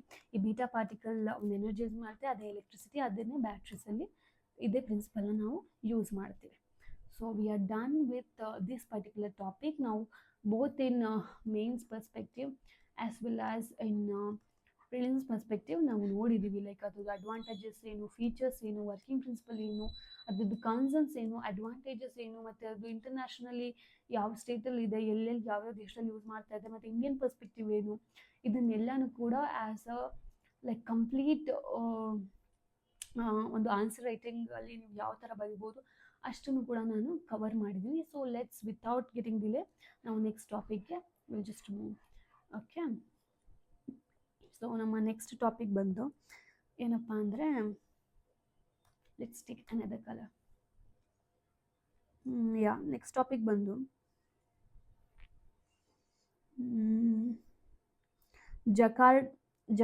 ಜಕಾರಂಡ ಟ್ರೀ ಅಂತ ಬರುತ್ತೆ. ಓಕೆ, ನೆಕ್ಸ್ಟ್ ಟಾಪಿಕ್ ಬಂದು ಜಕಾರಂಡ ಟ್ರೀ. ಏನಿದು ಜಕಾರಂಡ ಟ್ರೀ, ಏನಕ್ಕೆ ನ್ಯೂಸಲ್ಲಿದೆ, ಇದೆಲ್ಲನೂ ವಿಲ್ ಜಸ್ಟ್ ಎಕ್ಸ್ಪ್ಲೋರ್ ನಾವು. What is this jacaranda tree? Jacaranda tree ಅಂತಂದರೆ it's a subtropical tree known for its vibrant purple blue trumpet shaped flowers. ಆಯಿತಾ, ನಾವು ಇದು ತುಂಬ ಪರ್ಪಲ್ ಕಲರಲ್ಲಿ ಇರುತ್ತೆ. ಐ ವಿಶ್ ನಿಮಗೆ ಅದು ಫೋಟೋಸ್ ತೋರಿಸ್ಬೋದಿತ್ತು ಅಂತ. Just Google it out, just it take some 5 seconds ಅಷ್ಟೇ. ಜಕಾರಂಡ ಟ್ರೀನ ಗೂಗಲ್ ಮಾಡಿ. ಅದು ಒಂದು ಸಬ್ ಟ್ರಾಪಿಕಲ್ ಟ್ರೀ ಆಗಿರುತ್ತೆ, ತುಂಬ ಲೈಕ್ ಪರ್ಪಲ್ ಕಲರ್ ಇರುತ್ತೆ. ಯಾವ ಶೇಪಲ್ಲಿ ಇರುತ್ತೆ ಅಂದರೆ ಟ್ರಂಪೆಟ್ ಶೇಪಲ್ಲಿ ಇರುತ್ತೆ. ಆ್ಯಂಡ್ ಫರ್ನ್ ಲೀವ್ಸ್ ಇರುತ್ತೆ. ನಿಮಗೆ ಫರ್ನ್ಸ್ ಅಂದರೆ ಗೊತ್ತಿರ್ಬೋದು, ಸ್ಮಾಲ್ ಲೀವ್ಸ್ ಇಷ್ಟೇ ಇರುತ್ತಲ್ವ, ಅದನ್ನ ಫರ್ನ್ಸ್ ಅಂತ ಕರೀತಾರೆ. ಸೊ ಈ ಥರ ಫರ್ನ್ಸ್ ಲೀವ್ಸಲ್ಲಿ ಇರುತ್ತೆ, ಬಟ್ ಪರ್ಪಲ್ ಕಲರ್ ಫ್ಲವರ್ಸ್ ಇರುತ್ತೆ. It's widely grown as a ornamental tree in urban landscape due to the striking appearance and shade providing canopy. Usually ಅರ್ಬನಲ್ಲಿ ತುಂಬಾ ಗ್ರೋ ಮಾಡ್ತಾರೆ, ಬಿಕಾಸ್ ತುಂಬ ಆರ್ನಮೆಂಟಲ್ ಪ್ಲಾಂಟ್. ಪರ್ಪಲ್ ಅಂತಂದರೆ ಎಷ್ಟು ಆರ್ನಮೆಂಟಲ್ ಆಗಿ ಏಸ್ಥೆಟಿಕ್ ಆಗಿ ಕಾಣುತ್ತೆ. ಸೊ ತುಂಬ ನೆರಳನ್ನು ಪ್ರೊವೈಡ್ ಮಾಡುತ್ತೆ. ಆದ್ದರಿಂದ ಇದನ್ನು ಅರ್ಬನ್ ಏರಿಯಾಸಲ್ಲಿ ಜಾಸ್ತಿ ಗ್ರೋ ಮಾಡ್ತೀವಿ ಜಕಾರಂಡ ಟ್ರೀನ. ಸೊ ಇದ್ರದ್ದು ಕ್ಯಾರೆಕ್ಟರಿಸ್ಟಿಕ್ಸ್ನ ನೋಡೋಣ ಮೊದಲಿಗೆ. ಓಕೆನಾ, what are it's characteristics? So ಏನಪ್ಪ ಅಂತಂದರೆ, ಮೊದಲಿಗೆ ಇದ್ರದ್ದು ಲೀವ್ಸ್ ಹೇಗಿದೆ. ಇದು ಫರ್ನ್ ಲೈಕ್ ಅಂತ ಹೇಳಿದೆ. ಫರ್ನ್ಸ್ನ ನೀವು ನೋಡಿರ್ತೀರ, like please do Google it out. Ferns ಅಂದರೆ ವೆರಿ ಸ್ಮಾಲ್ ಲೀವ್ಸ್ ಇರುತ್ತೆ. ಸೊ ಫರ್ನ್ ಥರ ಲೀವ್ಸ್ ಇರುತ್ತೆ, ಬೈಪಿನ್ನೇಟ್ ಆಗಿರುತ್ತೆ. ಬೈಪಿನ್ನೇಟ್ ಅಂತಂದರೆ it will have 2 pinnas. And feathery in appearance ನೋಡಿದಾಗ ತುಂಬ ಫೆದರಿ ಥರ ಇರುತ್ತೆ. ನೆಕ್ಸ್ಟ್ ಫ್ಲವರ್ಸ್ನ ನೋಡಿದಾಗ ಹೇಗಿರುತ್ತೆ, ಆಫ್ಕೋರ್ಸ್ ಟ್ರಂಪನ್ ಶೇಪ್ಡ್ ಇರುತ್ತೆ, ವೈಲೆಟ್ ಬ್ಲೂ ಇರುತ್ತೆ, bloom in clusters and usually in spring and early ಸಮ್ಮರ್ಸಲ್ಲಿ ಇದು ಬ್ಲೂಮ್ ಆಗುತ್ತೆ. ಮತ್ತು height it can go up to 15 to 20 meters ಅಂತ ಹೇಳ್ತಾರೆ. ಮತ್ತು ಬಾರ್ಕ್ ಹೇಗಿರುತ್ತೆ ಅಂತಂದರೆ it's thin and grey brown with fine scales. ಮತ್ತು seeds encased in woody disc shaped, and lifespan can live over 50 years, and their ideal condition is 50 years ತನಕ ಬದುಕಬಹುದು. It's a very general characters you should know. Okay. And native and global distribution. Native, it is very much native to South America, especially Brazil, Argentina, Bolivia, and Paraguay. Introduced to various parts of the world, including India, Australia, South Africa, and USA, and Southern Europe. And jacaranda in India, it actually ಹೇಗೆ India introduce ಆಯ್ತು ಅಂತಂದರೆ it is during the British colonial period for the beautification of cities. So British ಟೈಮಲ್ಲಿ beautification of ಸಿಟೀಸ್ನ ಮಾಡೋದಕ್ಕೆ ಅಂತಂದರೆ ಸಿಟಿಗಳನ್ನ ಇನ್ನೂ ಕೂಡ ಚೆನ್ನಾಗಿ ಕಾಣಿಸೋದಂಗೆ ಮಾಡೋದಕ್ಕೋಸ್ಕರ ಇದನ್ನು ಬ್ರಿಟಿಷರ್ಸ್ ಇಂಟ್ರೊಡ್ಯೂಸ್ ಮಾಡ್ತಾರೆ. ನಾವು ಹೇಳ್ದಂಗೆ ಇದು ಸೌತ್ ಅಮೆರಿಕಾದಲ್ಲಿ ಜಾಸ್ತಿ ಇರುತ್ತೆ, ಅಲ್ಲಿಗೆ ಅದು ನೇಟಿವ್. ಮತ್ತು thrives in tropical and subtropical climates with well drained soil. So both in tropical ಮತ್ತು ಸಬ್ ಟ್ರಾಪಿಕಲಲ್ಲಿ ಸರ್ವೈವ್ ಆಗುತ್ತೆ. Seen in parks, gardens, avenues due to its decorative appeal ಇರೋದ್ರಿಂದ ನಾವು ಪಾರ್ಕ್ಸಲ್ಲೆಲ್ಲ ನೋಡ್ತೀವಿ. ಮತ್ತು ಏನು ಹೇಳೋದು ಎಕೊಲಾಜಿಕಲ್ ಇಂಪಾರ್ಟೆನ್ಸ್ ಏನಿದೆ, ಸಪೋರ್ಟ್ಸ್ ಪಾಲಿನೇಟರ್ಸ್ ಅಂತಂದರೆ ಪಾಲಿನೇಟರ್ಸ್ನ ಸಪೋರ್ಟ್ ಮಾಡುತ್ತೆ. ಪಾಲಿನೇಟರ್ಸ್ ಅಂದರೆ ಯಾವುದು, ಫಾರ್ ಎಕ್ಸಾಂಪಲ್ ಬೀಸ್ ಆಗಿರ್ಬೋದು, ಹಾಗೆ ಬೀಸ್ ಆಗಿರ್ಬೋದು, ಬಟರ್ಫ್ಲೈಸ್ ಆಗಿರ್ಬೋದು, ಅಥವಾ ಬರ್ಡ್ಸ್ ಆಗಿರ್ಬೋದು, ಇವೆಲ್ಲ ಇಂಪಾರ್ಟೆಂಟ್ ಪಾಲಿನೇಟರ್ಸ್ ಆಯಿತಾ. ಸೊ ಇದೆಲ್ಲದನ್ನು ಕೂಡ ಅದು ಏನು ಮಾಡುತ್ತೆ, ಸಪೋರ್ಟ್ ಮಾಡುತ್ತೆ. ಹಾಗೆ ಏರ್ ಪ್ಯೂರಿಫಿಕೇಷನ್ ಅಂತಂದರೆ it absorb CO2. Of course ಪ್ಲಾಂಟ್ಸ್ದು ಮೇನ್ ಇಂಪಾರ್ಟೆಂಟ್ ಫಂಕ್ಷನೇ CO2 ಅಬ್ಸರ್ವ್ ಮಾಡಿಕೊಂಡು ಆಕ್ಸಿಜನ್ ರಿಲೀಸ್ ಮಾಡೋದು, ಅದೊಂದು ಇಂಪಾರ್ಟೆಂಟ್ ಕ್ಯಾರೆಕ್ಟರ್. ಮತ್ತು ಸಾಯಿಲ್ ಸ್ಟೆಬಿಲೈಸೇಷನ್ ಅಂತಂದರೆ reduces the soil erosion with its deep root system. ಇದಕ್ಕೆ ತುಂಬ ಡೀಪ್ ರೂಟ್ ಸಿಸ್ಟಮ್ ಇರೋದ್ರಿಂದ ಸಾಯಿಲ್ ಎರೋಷನ್ನ ಕೂಡ ಅದು ರೆಡ್ಯೂಸ್ ಮಾಡುತ್ತೆ. ಹಾಗೆಯೇ ಶೇಡ್ ಪ್ರೊವೈಡರ್ ಅಂತಂದರೆ ಅಫ್ಕೋರ್ಸ್ ಇದು ತುಂಬಾ ನೆರಳನ್ನ ಪ್ರೊವೈಡ್ ಮಾಡುತ್ತೆ, ಒಂದು ಕೂಲಿಂಗ್ ಎಫೆಕ್ಟ್ನ ಕ್ರಿಯೇಟ್ ಮಾಡುತ್ತೆ ಅರ್ಬನಲ್ಲಿ. ಸೊ ಅದರದ್ದು this are its ecological importance. What is its economic and then cultural importance ಏನಿದೆ ಇದ್ರದ್ದು, ಎಕಾಲಜಿಕಲ್ ಅಥವಾ ಎಕಾನಾಮಿಕ್ ಏನಿದೆ ಇಂಪಾರ್ಟೆನ್ಸ್ ಅಂತ ನೋಡೋಣ. So ornamental value, of course widely planted in public spaces for beautification. Ornamental value ಇದೆ, ಅಫ್ಕೋರ್ಸ್ ನಾನು ಹೇಳಿದಾಗೆ ತುಂಬಾ ಬ್ಯೂಟಿಫುಲ್ಲಾಗಿ ಕಾಣುತ್ತೆ. ಮತ್ತು ಟಿಂಬರ್ ಯೂಸ್, ಮತ್ತು wood is used as a carpentry, furniture ಮತ್ತು ಮ್ಯೂಸಿಕಲ್ ಇನ್ಸ್ಟ್ರೂಮೆಂಟ್ಸ್ ಮಾಡೋದಕ್ಕೂ ಕೂಡ ಫರ್ನಿಚರ್ ಮಾಡೋದಕ್ಕೆ ಇದನ್ನೆಲ್ಲ ಯೂಸ್ ಮಾಡ್ಕೋತಾರೆ ವುಡ್ನ. ಮತ್ತು ಮೆಡಿಸಿನಲ್ ಪ್ರಾಪರ್ಟೀಸೂ ಕೂಡ ಇದೆ. ಏನಿದು ಮೆಡಿಸಿನಲ್ ಪ್ರಾಪರ್ಟೀಸ್ ಅಂತ ಅಂದರೆ, ಇದು traditional medicine uses bark extracts for various ಏಲ್ಮೆಂಟ್ಸ್ಗೆ. ಇದನ್ನ ತುಂಬ ಕೆಲವೊಂದು ರೋಗಗಳಿಗೆ ಆಸ್ ಅ ಮೆಡಿಸನ್ ಆಗಿ ಯೂಸ್ ಮಾಡ್ತಾರೆ. ಮತ್ತು ಸೌತ್ ಆಫ್ರಿಕಾದಲ್ಲಿ ಇದ್ರದ್ದು ಕಲ್ಚರಲ್ ಸಿಂಬಾಲಿಸಮ್ ಇದೆ, like blooming jacaranda signify exam seasons for students, and in Argentina it represents good luck and wisdom. ಇದನ್ನೆಲ್ಲ ರೆಪ್ರೆಸೆಂಟ್ ಮಾಡುತ್ತೆ, ಇದೆಲ್ಲದ್ದು ಕಲ್ಚರಲ್ ಸಿಗ್ನಿಫಿಕೆನ್ಸ್. ಮತ್ತು ಆದರೆ ಇದ್ರದ್ದು ಚಾಲೆಂಜಸ್ ಏನಿದೆ, ಈ ಜಕಾರಂಡಾ ಟ್ರೀ ನ್ಯೂಸಲ್ಲಿದೆ. ಸೊ ಯಾಕೆ ಅಂತಂದರೆ there are some challenges as well. ಅದೇನಪ್ಪ ಅಂತಂದರೆ ಇನ್ವೇಸಿವ್ ನೇಚರ್. ಏನಪ್ಪ ಅದು ಇನ್ವೇಸಿವ್ ನೇಚರ್ ಅಂತಂದರೆ, in some regions it's competes with native vegetation. ಅಂತಂದರೆ ಅಲ್ಲಿ ಈಗ ಫಾರ್ ಎಕ್ಸಾಂಪಲ್ ನೇಟಿವ್ ವೆಜಿಟೇಷನ್ ಯಾವುದೋ ಇರುತ್ತೆ, ಸೊ ಅದ್ರದ್ದು ಸರ್ವೈಬಿಲಿಟಿ ತುಂಬ ಚಾಲೆಂಜಿಂಗ್ ಆಗಿಬಿಡುತ್ತೆ, ಏಕೆಂದರೆ ಇದು ಅಷ್ಟು ಸ್ಟ್ರಾಂಗ್ ಆಗಿ ಕಾಂಪೀಟ್ ಮಾಡುತ್ತೆ. ಸೊ ಅದರಿಂದ ಇದು invasive plant, like it has come from somewhere else to the native place and it's threatening the native vegetation. ಅದೊಂದು ಇದ್ರದ್ದು ಮೇಜರ್ ಚಾಲೆಂಜಸ್. ಮತ್ತು messy shedding, leaves and flowers creates a maintenance challenge. Of course ಇಲ್ಲಿ ತುಂಬ leaves ಇರುತ್ತೆ, flowers ಇರುತ್ತೆ, ಅದೆಲ್ಲ ಬಿದ್ದಾಗ ಏನಾಗುತ್ತೆ, ಒಂದು ಮೇಂಟೆನೆನ್ಸ್ ಬೇಕಾಗುತ್ತೆ, ಅದೊಂದು ಚಾಲೆಂಜಿಂಗ್ ಆಗುತ್ತೆ ಮೇಂಟೆನೆನ್ಸ್. ಮತ್ತು weak wood, susceptible to breakage during storms. ಅಂದರೆ ಇದು ವುಡ್ ತುಂಬ ಸ್ಟ್ರಾಂಗ್ ಇರಲ್ಲ, ಈ ವುಡ್ ತುಂಬ ವೀಕ್ ಇರುತ್ತೆ, ಅದರಿಂದ ಒಂದು ಸ್ಟ್ರಾಂಗ್ ವಿಂಡ್ ಬಂದ್ರೂ ಕೂಡ ಏನಾಗುತ್ತೆ, ಇಟ್ಸ್ ಸಸೆಪ್ಟಬಲ್ ಟು ಬ್ರೇಕ್ ಆಗೋ ಚಾನ್ಸಸ್ ಇರುತ್ತೆ, ಅದೊಂದು. ಮತ್ತು water requirement, needs adequate moisture, may heat less suitable for arid region. So ಇದಕ್ಕೆ ಅಡಿಕ್ವೇಟ್ ವಾಟರ್ ಬೇಕಾಗುತ್ತೆ, ಲೈಕ್ ಫಾರ್ ಎಕ್ಸಾಂಪಲ್ ಮಳೆ ಬಂದಿಲ್ಲ ಅಂದ್ರೂ ಆರಿಡ್ ರೀಜನ್ಸಲ್ಲೆಲ್ಲ ಇದು ಬೆಳೆಯಲ್ಲ, ಅಡಿಕ್ವೇಟ್ ವಾಟರ್ ಇದ್ದರೆ ಮಾತ್ರ ಬೆಳೆಯೋದು. These are challenges. ಸೊ ನೀವು ಗೂಗಲ್ ಮಾಡ್ಬೋದು jacaranda tree, it's very very beautiful. Okay, you make sure that you Google it out. Okay, next we will just read the second topic. I thought we'll just move on to not second topic, we'll just move on to the third topic. Oh my god, I'm sorry. Let's move on to the third topic. Third topic is Purchasing Managers Index, PMI. Have you heard about it? ಬಗ್ಗೆ ಕೇಳಿದ್ದೀರಾ? What is this Purchasing Managers Index? What is PMI? So PMI ಅಂತಂದರೆ it's an economic indicator that reflects the prevailing business condition in the manufacturing and service sector. So purchasing manager index ಅಂತಂದರೆ ಇದೊಂದು economic indicator ಅಂತಂದರೆ ಅಂತಂದರೆ ಒಂದು ಬಿಸ್ನೆಸ್ದು ಏನಂತಾರೆ, ಒಂದು ಬಿಸ್ನೆಸ್ದು condition ಹೇಗಿದೆ in the manufacturing and service ಸೆಕ್ಟರ್ಸಲ್ಲಿ, ಅದನ್ನ ಕಂಡೀಷನ್ನ ಇಂಡಿಕೇಟ್ ಮಾಡೋದಕ್ಕೆ ನಾವು ಈ ಪರ್ಚೇಸಿಂಗ್ ಮ್ಯಾನೇಜರ್ ಇಂಡೆಕ್ಸ್ನ ಯೂಸ್ ಮಾಡ್ಕೋತೀವಿ. That means it will just reflect the prevailing business condition. ಒಂದು ಫಾರ್ ಎಕ್ಸಾಂಪಲ್ ನಿಮಗೊಂದು ಬಟ್ಟೆ ಶಾಪ್ ಇರುತ್ತೆ ಅನ್ಕೊಳ್ಳಿ, ಬಟ್ಟೆ ಇಂಡಸ್ಟ್ರಿ ಇಟ್ಟಿರ್ತೀರ. ಸೊ ಆ ಬಟ್ಟೆ ಇಂಡಸ್ಟ್ರಿದು what is its business condition ಅದನ್ನು ರಿಫ್ಲೆಕ್ಟ್ ಮಾಡೋದೇ ಈ ಪರ್ಚೇಸಿಂಗ್ ಮ್ಯಾನೇಜರ್ ಇಂಡೆಕ್ಸ್, ಆಯಿತಾ. So it will just reflect the business condition in the manufacturing and services sector, ಆಯಿತಾ. ಮ್ಯಾನುಫ್ಯಾಕ್ಚರಿಂಗ್ ಅಂತಂದರೆ ಬಟ್ಟೆ ಮ್ಯಾನುಫ್ಯಾಕ್ಚರ್ ಮಾಡ್ತೀರಾ, ಅದಾದಮೇಲೆ ಅದನ್ನ ಥರ್ಡ್ ಪಾರ್ಟಿಗೆ ಡಿಸ್ಟ್ರಿಬ್ಯೂಟ್ ಮಾಡ್ತೀರಾ, it's called services. Okay, so ಇದನ್ನ ಕಂಡೀಷನ್ನ ರಿಫ್ಲೆಕ್ಟ್ ಮಾಡೋದಕ್ಕೆ purchasing manager index. So it's a survey based measure that assesses changes in key business activities compare to the previous month. ಅಂತಂದರೆ ಇದನ್ನು ಸರ್ವೆ ಮಾಡ್ತೀವಿ ಪ್ರತಿಯೊಂದು ಇಂಡಸ್ಟ್ರೀಸಲ್ಲೂ, ಮ್ಯಾನುಫ್ಯಾಕ್ಚರಿಂಗ್ ಸೆಕ್ಟರಲ್ಲೂ ಅಥವಾ ಸರ್ವಿಸ್ ಸೆಕ್ಟರಲ್ಲೂ ಕೂಡ ಒಂದು ಸರ್ವೆ ಮಾಡಿ ಲಾಸ್ಟ್ ಮಂತ್ಗಿಂತ ಈ ಮಂತಲ್ಲಿ ಯಾವ ಥರ ಚೇಂಜಸ್ ಆಗಿದೆ ಅದನ್ನು ರಿಫ್ಲೆಕ್ಟ್ ಮಾಡುತ್ತೆ. So PMI is an important leading indicator of the economic health. So ಒಂದು ದೇಶದ್ದು ಅಥವಾ ಒಂದು ಇಂಡಸ್ಟ್ರಿದು ಎಕನಾಮಿಕ್ ಹೆಲ್ತ್ ಹೇಗಿದೆ ಅನ್ನೋದಕ್ಕೆ ನಾವು ಈ ಇಂಡಿಕೇಟರ್ನ ಯೂಸ್ ಮಾಡ್ತೀವಿ. So it reflects the economic health of a business. Okay, and it's widely used by investors ಅಥವಾ policy makers and analyst to understand the business trend and economic growth. ಒಂದು ಬಿಸ್ನೆಸ್ಸಲ್ಲಿ ಅಥವಾ ಎಕನಾಮಿಕ್ ಗ್ರೋತ್ ಹೇಗಾಗ್ತಿದೆ, ಆ graph ಹೇಗೆ ಹೋಗ್ತಿದೆ ಅನ್ನೋದಕ್ಕೆ policy ಮೇಕರ್ಸ್ಗೆ, for example policy makers ಇರ್ತಾರೆ, ಅವರು ಪಾಲಿಸಿ ಮಾಡ್ತಾರೆ, ಹೇಗೆ ಅವರು ಎಷ್ಟು ಅಮೌಂಟನ್ನು ಹಾಕಬೇಕು, ಯಾವ್ಯಾವ ಸೆಕ್ಟರ್ಸಲ್ಲಿ ಇನ್ವೆಸ್ಟ್ ಮಾಡಬೇಕು, ಏನು ಇಂಪ್ರೂವ್ಮೆಂಟ್ಸ್ ಮಾಡಬೇಕು ಅಂತ ಅವ್ರಿಗೆ ಹೇಗೆ ಗೊತ್ತಾಗುತ್ತೆ, ಅವ್ರಿಗೆ ಗೊತ್ತಾಗೋದೇ PMIಯಿಂದ, ಅಂದರೆ ಪರ್ಚೇಸಿಂಗ್ ಮ್ಯಾನೇಜರ್ ಇಂಡೆಕ್ಸಿಂದ. ಬಿಕಾಸ್ ಅದರಲ್ಲಿ ಒಂದೊಂದು ಮಂತ್ಗೂ ಏನೇನು ಚೇಂಜ್ ಆಗಿದೆ, ಅದು ಒಂದು ಟ್ರೆಂಡ್ಸ್ ಏನಾಗಿದೆ, ಅದನ್ನೆಲ್ಲ ಬಿಸ್ನೆಸ್ ಟ್ರೆಂಡ್ಸ್ ಯಾವ ಥರ ಆಗಿದೆ, ಎಕನಾಮಿಕ್ ಗ್ರೋತ್ ಹೇಗಾಗ್ತಿದೆ ಅನ್ನೋದೆಲ್ಲ ನಮ್ಗೆ ಅರ್ಥ ಆಗುತ್ತೆ. ಅದರಿಂದ ಪಾಲಿಸಿ ಮೇಕರ್ಸ್, ಅನಾಲಿಸ್ಟ್ ಆಗ್ಬೋದು, ಇನ್ವೆಸ್ಟರ್ಸ್ ಎಲ್ಲ ಇದನ್ನು ಯೂಸ್ ಮಾಡ್ತಾರೆ. How is PMI calculated? So PMIನ ಹೇಗೆ ಕ್ಯಾಲ್ಕುಲೇಟ್ ಮಾಡ್ತಾರೆ, ಓಕೆ, ಅದನ್ನು ನೋಡೋಣ. How PMI is calculated. Okay, yeah. So the PMI is based on surveys conducted among purchasing managers in different industries. So ಬೇರೆ ಇಂಡಸ್ಟ್ರೀಸಲ್ಲಿ ಸರ್ವೆ ಮಾಡಿ ಅಮಾಂಗ್ ದ ಪರ್ಚೇಸಿಂಗ್ ಮ್ಯಾನೇಜರ್ಸ್ ಇದನ್ನು ನಾವು ಕ್ಯಾಲ್ಕುಲೇಟ್ ಮಾಡ್ತೀವಿ.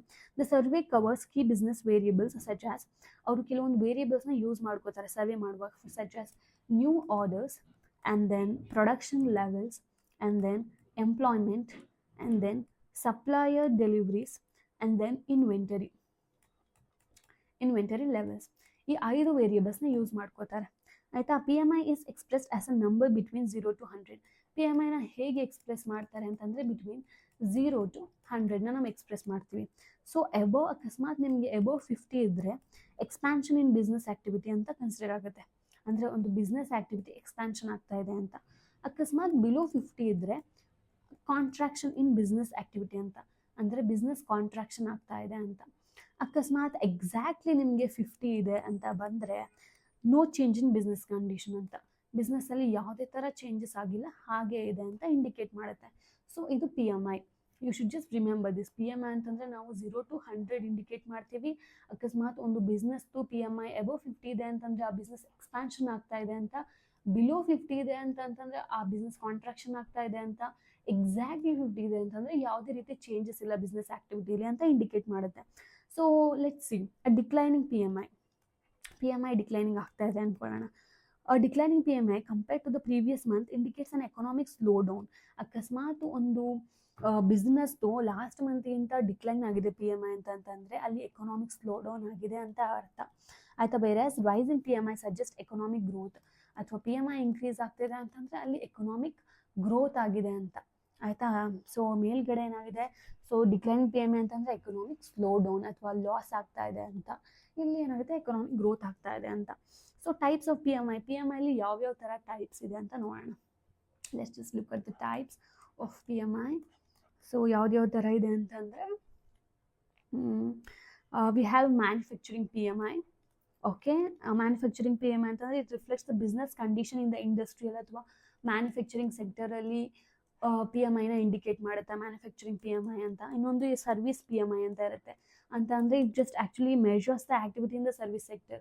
ಸೊ ಸರ್ವಿಸ್ ಸೆಕ್ಟರಲ್ಲಿ ಹೇಗಿದೆ ಪಿ ಎಮ್ ಐ ಅನ್ನೋದನ್ನ measure ಮಾಡಿದ್ರೆ service P M I. And composite P M I ಅಂತ ಇರುತ್ತೆ. ಕಂಪೋಸಿಟ್ ಪಿ ಅಂದರೆ ಕಂಪೋಸಿಟ್ ಪಿ ಎಮ್ ಐ ಅಂತಂದರೆ it's a combination of both manufacturing as well as service PMI to give overall economic picture. So ಇದು composite PMI ಅಂತ. We just have only 3 types of PMI, that is manufacturing PMI and service PMI and composite PMI. Composite PMI is a combination of both manufacturing and service PMI. Okay. And who publishes this PMI? That is very important. Now prelims ಅಲ್ಲಿ question ಆಗಿ ಕೂಡ ಕೇಳ್ಬೋದು. PMI ನ ಯಾರು publish ಮಾಡ್ತಾರೆ ಇದನ್ನ ಕೇಳಿದ್ದಾರೆ ಕೂಡ. ಸೊ ಮೇಕ್ ಶ್ಯೂರ್ ಬೇರೆ ಪಬ್ಲಿಕೇಶನ್ಸ್ ಯಾರು ಮಾಡ್ತಾರೆ ಅಂತ ಕೇಳಿದ್ದಾರೆ. ಸೊ ಇದನ್ನ ಗಮನ ಇಟ್ಟು ಕೇಳ್ಕೊಳ್ಳಿ. PMI is compiled by IHS Markit, which is now a part of S&P Global. So ಇದನ್ನ ಯಾರು ಪಬ್ಲಿಷ್ ಮಾಡೋದು ಅಂತಂದರೆ IHS Markit and which is a part of S&P Global. Okay, may just note this down. ಆಯ್ತು, S&Pಗೆ part ಆಗಿದೆ ಇದು. IHS Markit ಇದನ್ನ compile ಮಾಡ್ತಾರೆ. And compile ಮಾಡೋದಷ್ಟೇ, ಇದು ಕಂಪೈಲ್ ಮಾಡುತ್ತೆ, ಪಬ್ಲಿಷ್ ಮಾಡಲ್ಲ. ಕಂಪೈಲ್ ಮಾಡಿ it is released at the start of every month, making it on early economic indicator. So ಒಂದು ಮಂತ್ದು ಅರ್ಲಿನೇ ಇದನ್ನ ರಿಲೀಸ್ ಮಾಡ್ತಾರೆ. ಮತ್ತು PMI data is published for over 40 countries world wide. So published for over 40 ಕಂಟ್ರೀಸ್ಗೆ ಇದು ಮಾಡ್ತಾರೆ. So ಇದನ್ನ release ಮಾಡೋದು IHS Markit, like compile ಮಾಡೋದು release ಮಾಡೋದು ಎರಡು ಕೂಡ IHS Markit. ಅದಾದಮೇಲೆ ವಾಟ್ ಈಸ್ ಇಟ್ ಸಿಗ್ನಿಫಿಕೆನ್ಸ್ ನೋಡೋಣ ಬನ್ನಿ. What is the significance of PMI? ಮೊದಲನೇದು leading indicator of economic activity.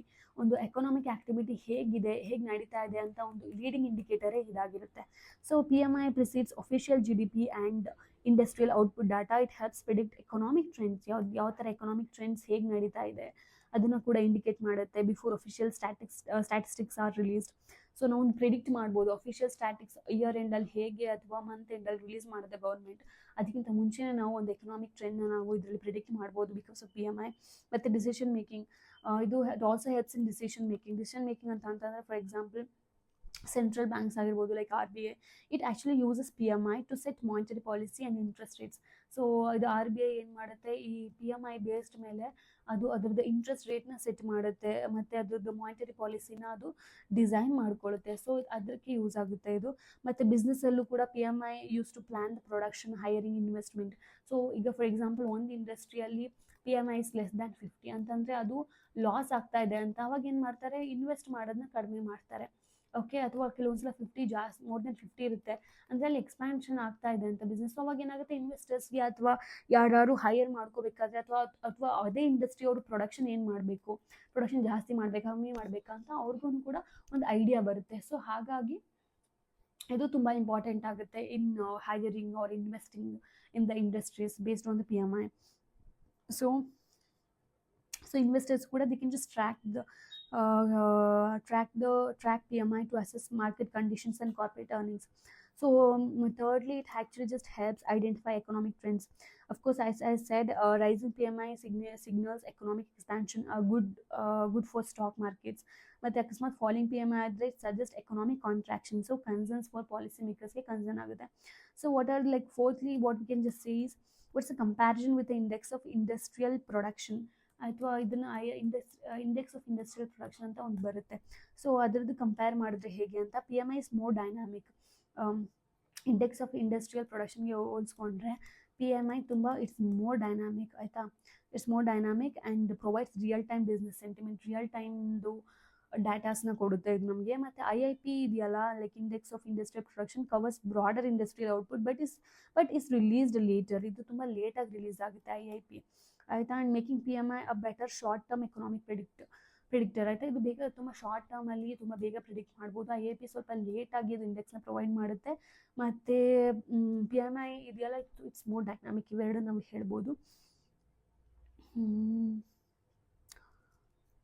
Okay, let's move on to the next topic. That is,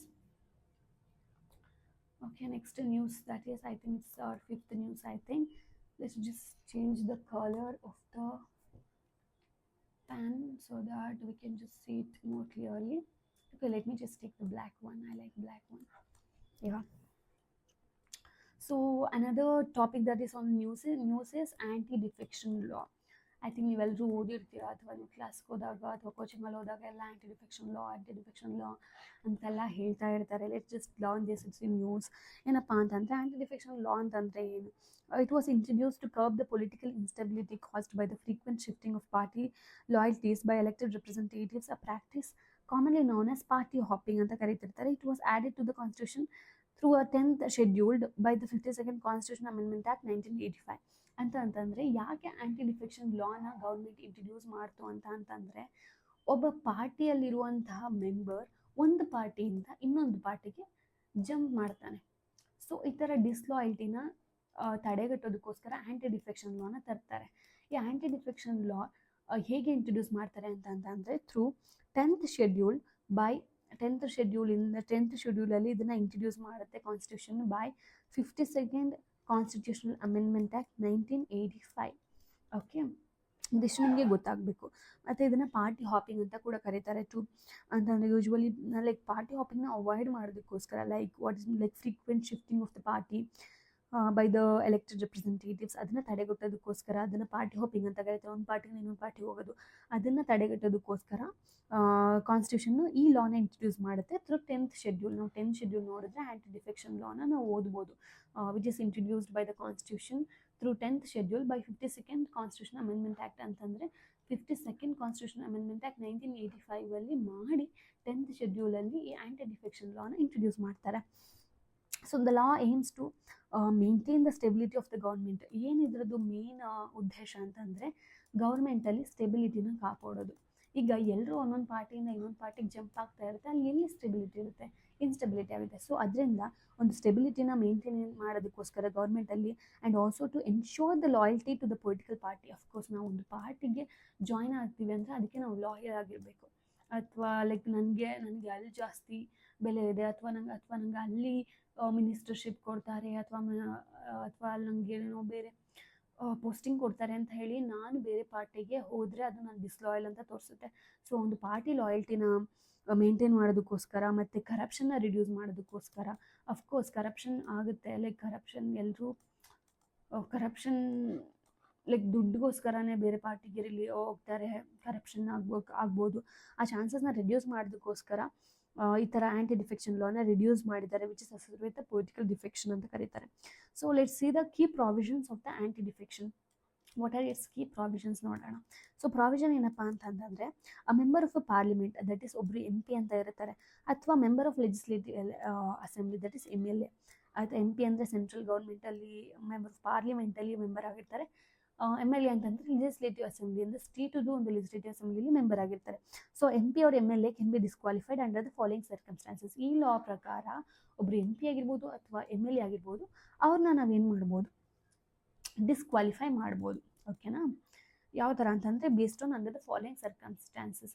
ಯಾವ ಥರ ಡಿಸ್ಕ್ವಾಲಿಫೈ ಮಾಡ್ಬೋದು ಅಂತಂದರೆ, ಕೆಳಗೆ ಕೊಟ್ಟಿರುವಂತಹ ಕೆಲವೊಂದು ರೀಸನ್ಸ್ ಮೇಲೆ ಅಥವಾ ಕೆಲವೊಂದು ಸಿಚುವೇಶನ್ ಮೇಲೆ ನಾವು MP MLAನ ಡಿಸ್ಕ್ವಾಲಿಫೈ ಮಾಡ್ಬೋದು. ಹೇಗೆ ಅಂತಂದರೆ, ಮೊದಲನೇದು ಡಿಸ್ಕ್ವಾಲಿಫಿಕೇಷನ್ ಗ್ರೌಂಡ್ಸ್ ಯಾವ್ದು, ಅವ್ರನ್ನ ಹೇಗೆ ಡಿಸ್ಕ್ವಾಲಿಫೈ. ಒಂದು ಮೊದಲನೇ ಗ್ರೌಂಡ್ ಏನಪ್ಪ ಅಂತಂದರೆ voluntary resignation, voluntarily giving up the party membership. ಅಥವಾ ಅವರೇ ಸ್ವಂತವಾಗಿ, ಈಗ ನಾನು BJPಲಿ ವರ್ಕ್ ಮಾಡ್ತಾ ಇರ್ತೀನಿ, MLA ಆಗಿರ್ತೀನಿ ಅಂದ್ಕೊಳ್ಳಿ, ನಾನೇ ವಾಲಂಟರಿಲಿ ಆಗಿ ರಿಸೈನ್ ಮಾಡಿಬಿಡ್ತೀನಿ, ಆವಾಗಲೂ ಕೂಡ ಅವ್ರು ಏನು ಮಾಡ್ಬೋದು? ಡಿಸ್ಕ್ವಾಲಿಫೈ ಮಾಡ್ಬೋದು. If an elected member voluntarily gives up the membership of the political party on whose ticket they were elected. This does not necessarily mean submitting a formal resignation. Even public action indicating disloyalty can be considered voluntary resignation as per Supreme Court interpretation. So ರಿಸೈನ್ನ ನಾನು ಹೇಗೆ ಅಂತಂದರೆ, ಒಂದು formal resignation submit ಮಾಡಿರೋದಾಗಿರ್ಬೋದು, ಅಥವಾ ನಾನೇ like ಅಥವಾ even ಪಬ್ಲಿಕಲ್ಲಿ ನಾನು ಆ ಥರ ಆ್ಯಕ್ಷನ್ ತೊಗೊಳೋದು, ಆ ಥರ ಮಾತಾಡೋದಾದರೆ ಅದನ್ನು ಕೂಡ ಲೈಕ್ ರಿಸೈನಿಂಗ್ ಅಂತಲೇ ಕನ್ಸಿಡರ್ ಮಾಡುತ್ತೆ as per supreme court interpretation ಪ್ರಕಾರ. ಸೊ ಆದ್ದರಿಂದ ಎಲೆಕ್ಟೆಡ್ ಮೆಂಬರ್ಸ್ ಯಾರು ಆ ಪಾರ್ಟಿನ ರಿಸೈನ್ ಮಾಡ್ತಾರೆ, ವಾಲಂಟರಿಲಿ ರಿಸೈನ್ ಮಾಡ್ತಾರೆ through formal submission of the resignation R through ಏನು ಪಬ್ಲಿಕಲಿ ಅಥವಾ ಓರಲಿ ಇಂಡಿಕೇಟ್ ಆಗಿರೋದಾಗಿರ್ಬೋದು, ಆ ಥರ ಕೂಡ ಅವರು ಆ ಥರ ಪಬ್ಲಿಕಲಿ ಅನೌನ್ಸ್ ಮಾಡೋದ್ರಿಂದ ಆಗಿರ್ಬೋದು, ಅದನ್ನ ರಿಸಿಗ್ನೇಷನ್ ಅಂತಲೇ ಕೂಡ ಕರೆದು ಅದನ್ನು ನಾವು ಆ ಥರ ಟೈಮಲ್ಲಿ ನಾವು ಅವ್ರನ್ನ ಡಿಸ್ಕ್ವಾಲಿಫೈ ಮಾಡ್ಬೋದು, ಆಯಿತಾ. Next secondly, violation of party whip ಅಂತಂದರೆ voting against party directives. For example, ನಾವೆಲ್ಲರೂ ಕೂಡ ಪಾರ್ಟಿ ಒಂದು ಲೈಕ್ ಇದಕ್ಕೆ ವೋಟ್ ಮಾಡಬೇಕು ಎಲ್ಲರೂ ಅನ್ಕೋತೀವಿ, ಆದರೆ ಒಬ್ಬ ವ್ಯಕ್ತಿ ಮಾತ್ರ ಎಗೇನ್ಸ್ಟ್ ವೋಟ್ ಮಾಡ್ತಾರೆ. ಫಾರ್ ಎಕ್ಸಾಂಪಲ್, ಎಲ್ಲರೂ ವೋಟ್ ಮಾಡಬೇಡಿ ಅಂತ ಅಂದ್ಕೊಂಡಿರ್ತೀವಿ ಒಂದು ಪರ್ಟಿಕ್ಯುಲರ್ ಬಿಲ್ಗೆ, ಬಟ್ ಆ ವ್ಯಕ್ತಿ ಆ ಪರ್ಟಿಕ್ಯುಲರ್ ವೋಟ್ಗೆ ಬಿಲ್ ಮಾಡ್ತಾನೆ. ಆವಾಗಲೂ ಕೂಡ he is acting against the party rules or party's conviction. So ಆವಾಗಲೂ ಕೂಡ ಅವನ್ನ ಡಿಸ್ಕ್ವಾಲಿಫೈ ಮಾಡ್ಬೋದು ನಾವು. ಆ ಸಿಚುವೇಶನ್ ಕೂಡ he can be disqualified. Okay, ಅದಾದಮೇಲೆ like if an MP MLA votes or abstains from voting in the legislature against the direction ಅಂತ ಕರಿಬೋದು, ಅಥವಾ whip issued by the party without prior permission, if such voting is conducted by the political party within 15 days, the disqualification may be avoided ಅಂತಂದರೆ ಅವನು ಆ permission ಕೇಳ್ದೇನೆ, party permission ಕೇಳ್ದೇನೆ against vote ಮಾಡೋದು ಅಥವಾ ಅವ್ರಿಗೆ against direction of the party ಅವ್ನು act ಮಾಡಿದ್ರೆ ಅವಾಗಲೂ ಕೂಡ ಅವನ್ನ ಡಿಸ್ಕ್ವಾಲಿಫೈ ಮಾಡೋದು. If such voting is conducted by the political party within 15 days, the disqualification may be avoided. ಆಯಿತಾ. ಫಾರ್ ಇಂಡಿಪೆಂಡೆಂಟ್ ಮೆಂಬರ್ಸ್, ಇನ್ನು ಕೆಲವರು ಇಂಡಿಪೆಂಡೆಂಟ್ ಮೆಂಬರ್ಸ್ ಇರ್ತಾರೆ ಅಂತಂದರೆ they are elected with no party. Like if an independently elected member joins a political party after the election, they face disqualification. ಅಂತಂದರೆ ಅವರು ಯಾವುದೇ ಪಾರ್ಟಿಯಿಂದ join ಆಗಿಲ್ಲ, it's an independently elected member ಆಗಿರ್ತಾರೆ. And if that independently elected member joins any party, he or she will also be liable for disqualification. ಆಯಿತಾ. ಇದು ಕೂಡ ಅವರು ಕೂಡ ಲೈಬಲ್ ಆಗ್ತಾರೆ disqualification. They have to face the disqualification. And ಇದು independently elected ಮೆಂಬರ್ಸ್ಗೆ. And also just nominated members ಇರ್ತಾರೆ, ಅವ್ರು ಯಾವುದೇ ರೀತಿ ಎಲೆಕ್ಷನಲ್ಲಿ ಪಾರ್ಟಿಸಿಪೇಟ್ ಮಾಡಿ ಗೆದ್ದಿರಲ್ಲ, ನಾಮಿನೇಟ್ ಮಾಡಿ MLA ಅಥವಾ MP ಆಗಿರ್ತಾರೆ, ಆಯಿತಾ. ಸೊ ಅವರು ಕೂಡ nominate members may join a political party within 6 months of being nominated. After 6 months joining any political party would result in disqualification. ಈ ಥರ ನಾಮಿನೇಟ್ ಆಗಿರೋರು ಕೂಡ they have to join political party within 6 months. 6 months ಒಳಗಡೆ ಅವರು ಯಾವುದಾದ್ರು ಒಂದು political ಪಾರ್ಟಿನ join ಆಗಬೇಕು. ಅಕಸ್ಮಾತ್ ಯಾವುದೇ ರೀತಿ ಪೊಲಿಟಿಕಲ್ ಪಾರ್ಟಿಗೆ ಜಾಯ್ನ್ ಆಗಿಲ್ಲ ಅಥವಾ 6 months ಆದಮೇಲೆ ಜಾಯ್ನ್ ಆದರು ಅಂದರೆ ಆ ಸಿಚುವೇಶನಲ್ಲಿ ಕೂಡ they are also have to face the disqualification, ಆಯಿತಾ. These are the grounds on which disqualification will be applied on the MPs or MLA based on 10th schedule, which is done through 52nd Constitution Amendment Act 1985, that is called as under the anti-defection law. Okay, this is that. And then let's move on to the next. That is, what are the provisions for merger and exemptions ಗಳೇನಿದಾವೆ ಅದನ್ನ the anti-defection law allows exemption in cases of mergers. mergers ಅಂತಂದ್ರೆ ಇವಾಗ ಎರಡು political party like majority ಇರಲ್ಲ, ಅವಾಗ ಎರಡು political party merge ಆಗಿ ಇನ್ನೊಂದು political ಒಂದಾಗಿ ಅವೆರಡು ಕೂಡ ರೂಲ್ ಮಾಡೋದಕ್ಕೆ ಸ್ಟಾರ್ಟ್ ಮಾಡ್ತೇವೆ. ಆ ಥರ ಮರ್ಜಿಂಗ್ ಸಿಚುವೇಶನಲ್ಲಿ ಯಾವುದೇ ರೀತಿ ಆ್ಯಂಟಿ ಡಿಫೆಕ್ಷನ್ ಆಗಿರ್ಬೋದು ಅಥವಾ ಡಿಸ್ಕ್ವಾಲಿಫಿಕೇಶನ್ ಯಾವುದೇ ರೀತಿ ಅಪ್ಲೈ ಆಗೋದಿಲ್ಲ. ಇಟ್ಸ್ ಅನ್ ಎಕ್ಸೆಂಪ್ಷನ್, ಆಯಿತಾ. ಸೊ ಒರಿಜಿನಲ್ ಪ್ರಾವಿಷನ್ ಹೇಗಿತ್ತು ಅಂತಂದರೆ, ಮುಂಚೆ ಒರಿಜಿನಲ್ ಪ್ರಾವಿಷನ್ ಪ್ರಕಾರ 1985 ಯಾವ ಥರ ಪ್ರಾವಿಷನ್ ಇತ್ತು ಅಂತಂದರೆ, merger was valid if 1/3 of the elected members of a political party agree to join the another party. ಮರ್ಜರ್ನ ಯಾವಾಗ ಇದು ಮಾಡ್ತಾರೆ ಅಂತಂದರೆ, ಒಂದು ಪೊಲಿಟಿಕಲ್ ಪಾರ್ಟಿಲಿ 1/30 of the political party agree ಮಾಡಬೇಕು, 1/3. ಆವಾಗ ಮಾತ್ರ ಈ ಮರ್ಜರ್ನ ವ್ಯಾಲಿಡ್ ಅಂತ ಕರೀತಾರೆ, ಯಾವುದೇ ಥರ ಡಿಸ್ಕ್ವಾಲಿಫಿಕೇಶನ್ ಆಗಲ್ಲ ಒರಿಜಿನಲಲ್ಲಿ. ಬಟ್ ಆಮೇಲೆ 91st ಕಾನ್ಸ್ಟಿಟ್ಯೂಷನ್ ಅಮೆಂಡ್ಮೆಂಟ್ ಆ್ಯಕ್ಟ್ ಬರುತ್ತೆ, ಅದ್ರ ಪ್ರಕಾರ ಅದು 2003 ಅದನ್ನು ಮಾಡ್ತಾರೆ. 91st ಕಾನ್ಸ್ಟಿಟ್ಯೂಷನ್ ಅದ್ರ ಪ್ರಕಾರ this increase the threshold to 2/3, 1/3 ಅಲ್ಲ, 2/3 of the members to prevent the frivolous merger and strengthen the anti-defection framework. ಆವಾಗ ಬರೀ 1/3 of the party members should agri ಆಗಿದ್ರೆ ಸಾಕಾಗಿತ್ತು. ಬರೀ 1/4% ಲೈಕ್ 100ಅಲ್ಲಿ ಒಂದು 15% ಮೆಂಬರ್ಸ್ ಏನೋ ಓಕೆ ಮಾಡಿದರೆ ಲೈಕ್ ಮರ್ಜ್ ಮಾಡ್ಬೋದಿತ್ತು. ಬಟ್ ಇವಾಗ 2/3 ಆಫ್ ದ ಮೆಂಬರ್ಸ್ ಅಂತಂದರೆ like 75% of the members of the political party has to agree in order to merge ಆಗಬೇಕು. ಅಂದರೆ 2/3 ಆಫ್ ದ ಮೆಂಬರ್ಸ್ ಅಗ್ರಿ ಮಾಡಿದ್ರೆ ಮಾತ್ರ ಅದು ಮರ್ಜ್ ಆಗಬೇಕು. ಆವಾಗ ಮಾತ್ರ they are just not eligible for disqualification ಅಂತ 91st ಕಾನ್ಸ್ಟಿಟ್ಯೂಷನ್ ಅಮೆಂಡ್ಮೆಂಟ್ ಆ್ಯಕ್ಟು ಈ ಪರ್ಟಿಕ್ಯುಲರ್ ಥ್ರೆಶೋಲ್ಡ್ನ ಇನ್ಕ್ರೀಸ್ ಮಾಡ್ತು. ಓಕೆನಾ. Next let's see the role of presiding officer, ಆಯಿತಾ. ಲೈಕ್ ಸ್ಪೀಕರ್ ಆಗಿರ್ಬೋದು, ವಾಟ್ ಆರ್ ದಿ ರೋಲ್, ಈ ಥರ ಸ್ಪೀಕರ್ಸ್ ಆಗಿರ್ಬೋದು, ಚೇರ್ಮನ್ ಆಗಿರ್ಬೋದು, ಅವ್ರದ್ದು ಏನಿದೆ ಅಂತಂದರೆ ರೋಲ್ ಏನಿದೆ ಅಂತಂದರೆ like authority decide on disqualification, ಅವ್ರದ್ದು ಅಥಾರಿಟಿ ಏನಿದೆ the decision on disqualification under the aunty defection law is taken by the speaker in Lok Sabha or state assemblies or chairman in Rajya Sabha or legislative council. However, this decision is subject to judicial review. Of course, ಈಗ speaker ಆಗಿರ್ಬೋದು, chairman ಆಗಿರ್ಬೋದು, ಎಲ್ಲೆಲ್ಲಿ ಆ ಥರ ಆ್ಯಂಟಿ defection ಆಗುತ್ತೆ ಅದರಲ್ಲಿ ಇವರೇ decision ತಗೊಳ್ಳೋದು. But their decision is subjected to judicial review ಅಂತಂದರೆ ಸುಪ್ರೀಂ ಕೋರ್ಟ್ ಅದನ್ನು ಜುಡಿಷಿಯಲ್ ರಿವ್ಯೂಗೆ ತಗೊಂಡು ಅದರದ್ದು ಟೇಕ್ನ ಅದನ್ನು ಹೇಳ್ಬೋದು. Whether they just done the right thing or ಏನಾದರೂ ಅವರು ತಪ್ಪು ಮಾಡಿದಾರ ಅದನ್ನು ಅದು ಜುಡಿಷಿಯಲ್ ರಿವ್ಯೂಗೆ it is susceptible to judicial review. And then, however, this decision is subject to judicial review and no fixed time frame, and the law does not specify time. ಇದರಲ್ಲಿ ಆ್ಯಂಟಿ ಡಿಫೆಕ್ಷನಲ್ಲಿ like ಇದೊಂದು disadvantage ಅಂತ ಹೇಳ್ಬೋದು. ಯಾಕೆಂದರೆ ಯಾವುದೇ ಥರ ಟೈಮ್ನ specify ಮಾಡಿಲ್ಲ within which ಡಿಸಿಷನ್ನ like ಇವರು ಆ್ಯಂಟಿ ಡಿಫೆಕ್ಷನ್ ಆಗಿ ಆಗಿದ್ದಾರೆ ಅಥವಾ ಇವರು ಡಿಸ್ಕ್ವಾಲಿಫೈ ಆಗಿದ್ದಾರೆ ಆಗಿಲ್ಲ ಅಂತ ಇಷ್ಟು ದಿನದಲ್ಲೇ ಹೇಳಬೇಕು ಅನ್ನೋ ಟೈಮ್ ಫ್ರೇಮ್ ಇಲ್ಲ. So that is the law does not specify any time limit for presiding officer to decide on disqualification cases. So this has led to the delays which are often criticized. ಇದರಿಂದ ಏನಾಗುತ್ತೆ, ತುಂಬ delay ಆಗುತ್ತೆ. ಅವ್ರು ಯಾವಾಗ ಬೇಕಾದರೂ ಹೇಳ್ಬೋದು, ಯಾವುದೇ time limit ಇಲ್ವಲ್ಲ. ಸ್ಪೀಕರ್ಸ್ ಇವತ್ತಾದರೂ ಅನೌನ್ಸ್ ಮಾಡ್ಬೋದು ಅಥವಾ ಇನ್ನೂ ಒಂದು ವರ್ಷ ಬಿಟ್ಟಾದರೂ ಹೇಳ್ಬೋದು ಡಿಫೆಕ್ಷನ್ನು, ಆ್ಯಂಟಿ ಡಿಫೆಕ್ಷನ್ನು, ಡಿಸ್ಕ್ವಾಲಿಫೈನು ಅಂತ. ಸೊ ಅದೊಂದು ಡಿಸ್ಅಡ್ವಾಂಟೇಜ್ ಇದೆ. ಮತ್ತು ಜುಡಿಷಿಯಲ್ ರಿವ್ಯೂ ಆ್ಯಂಡ್ ಇಂಟರ್ಪ್ರಿಟೇಷನ್ ಅದ್ರ ಬಗ್ಗೆ ಹೇಳೋದಾದರೆ ಲೈಕ್ ನಾನು ಹೇಳ್ದಂಗೆ Supreme Court has clarified and strengthen the anti defection law through various ಜಡ್ಜ್ಮೆಂಟ್ಸಲ್ಲಿ ತುಂಬಾ ಅದು ಈ ಥರ ಆ್ಯಂಟಿ ಡಿಫೆಕ್ಷನ್ ಲಾನ ಇನ್ನೂ ಸ್ಟ್ರಾಂಗ್ ಮಾಡಿದೆ. Like you might have heard Kihoto Hollohan versus Zachillhu case ಅಂತ ಇದೆ. ಅದರಲ್ಲಿ the court has upheld the validity of the 10th schedule but allowed the judicial review of the presiding officer decision on defection. ಹಾಗೆ ಥರ Manipur assembly case 2020 ಅಂತ ಬರುತ್ತೆ. Manipur assembly ಕೇಸಲ್ಲೂ ಕೂಡ ಅದೇ ಥರ supreme court directed the speaker to decide defection cases within reasonable time frame. That is ಅವಾಗ ಏನಾಗುತ್ತೆ ಅಂತಂದ್ರೆ ಸುಪ್ರೀಂ ಕೋರ್ಟ್ ಹೇಳುತ್ತೆ ಸ್ಪೀಕರ್ಗೆ ವಿತಿನ್ 3 months ನೀವು ಡಿಸೈಡ್ ಮಾಡಿ ಹೇಳಬೇಕು ಆ್ಯಂಟಿ ಡಿಫೆಕ್ಷನ್ ಕೇಸ್ನ ಅಂತ ಟೈಮ್ ಕೂಡ ಕೊಟ್ಟಿದೆ. ಸೊ ಈ ಥರ ಸುಪ್ರೀಂ ಕೋರ್ಟ್ ಕೂಡ ತುಂಬ ಒಳ್ಳೆ ರೋಲ್ನ ಪ್ಲೇ ಮಾಡಿದೆ. ಸೊ ಇವಾಗ let's move to the next topic, that is Katchatheevu island. Okay, it's sixth topic. What is this Katchatheevu island? ಯಾಕೆ ನ್ಯೂಸಲ್ಲಿದೆ? Let's just see this. ಆಯಿತಾ, ಬೇಗ ನೋಡ್ಬಿಡೋಣ. And think let's see. Kachativu is a small uninhabited island located in the Park Strait between India and Sri Lanka. ನೀವು ಪಟ್ಟಂತ ಇವಾಗ like ಏನದು ಆಕ್ಸ್ಫರ್ಡ್ದು atlas ತಗೊಂಡು ಇಂಡಿಯಾ ಮತ್ತು ಶ್ರೀಲಂಕಾ ಮ್ಯಾಪ್ ನೋಡಿ, ಅದರದಲ್ಲಿ ಬಿಟ್ವೀನ್ ಇಂಡಿಯಾ ಮತ್ತು Sri Lanka we have park street. India and Sri Lanka is connected by park street ಅಂತ ಕರೀತಾರೆ. ಓಕೆ, ಈ ಪಾರ್ಕ್ ಸ್ಟ್ರೀಟಲ್ಲಿ ಈ ಕಚತೀವು ಐಲ್ಯಾಂಡ್ ಅಂತ, ಈ ಪಾರ್ಕ್ ಸ್ಟ್ರೀಟ್ ಇದೆಯಲ್ಲ ಇನ್ ಬಿಟ್ವೀನ್, ಇಲ್ಲಿ ಒಂದು ಕಚತೀವು ಐಲ್ಯಾಂಡ್ ಅಂತ ಬರುತ್ತೆ ನಮಗೆ. ಸಾರಿ, ನಾನು ಅವಾಗಲೇ ಐಸ್ಲ್ಯಾಂಡ್ ಅಂತ ಪ್ರೊನೌನ್ಸ್ ಮಾಡಿಬಿಟ್ಟೆ. I am sorry, it's island. Okay, Katchatheevu island ಇದೆ.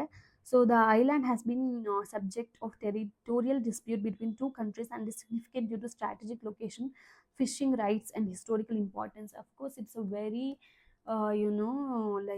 what I can say, it's a strategic location. ತುಂಬ ಟೆರಿಟೋರಿಯಲ್ ಡಿಸ್ಪ್ಯೂಟ್ಸ್ ನಡೀತಾ ಇದೆ ತುಂಬ ಹಿಂದೆಯಿಂದಲೂ between India and Sri Lanka regarding fishing rights ಆಗಿರ್ಬೋದು ಅಥವಾ ಲೊಕೇಶನ್, ಸ್ಟ್ರಾಟಜಿಕ್ ಲೊಕೇಶನ್ ಆಗಿರ್ಬೋದು ಅಥವಾ ಅದ್ರದ್ದು ಹಿಸ್ಟೋರಿಕಲ್ ಇಂಪಾರ್ಟೆನ್ಸ್ ಆಗಿರ್ಬೋದು. ಈ ವಿಷಯಗಳಿಂದ it's always on territorial dispute between the two countries. So geographical ಲೊಕೇಶನ್ನ ನಾವು ನೋಡೋದಾದರೆ Palk Strait is between Tamil Nadu of India and northern Sri Lanka. So ನಮ್ಮದು ಇಂಡಿಯಾದು ತಮಿಳ್ನಾಡು ಇದೆಯಲ್ಲ, ಆ ತಮಿಳ್ನಾಡು ಜೊತೆಗೆ ಶ್ರೀಲಂಕಾ ಇದ್ರ ಮಧ್ಯೆ ಇರೋದೇ ಈ ಪಾರ್ಕ್ ಸ್ಟ್ರೀಟ್. ಸೊ ಅದ್ರ ಮಧ್ಯೆ ಇರುತ್ತೆ. ಟೋಟಲ್ 285 acres ಇದೆ ಇದು. Okay, and the island was formed by volcanic activity. Volcanic ಆ್ಯಕ್ಟಿವಿಟಿಯಿಂದ ಈ ಐಲ್ಯಾಂಡ್ ಫಾರ್ಮ್ ಆಗಿದ್ದು and has no permanent populations. ಇದರಲ್ಲಿ ಯಾವ ಥರ ಪರ್ಮನೆಂಟ್ ಪಾಪ್ಯುಲೇಷನ್ಸ್ ಇಲ್ಲ.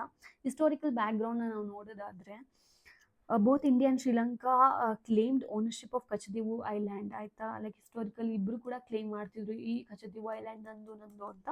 But during British rule the island was used by India and Sri Lankan fishermens. And 1974 under the Indo Sri Lankan agreement at India formally ceded Kachativu to Sri Lanka under then Prime Minister Indira Gandhi.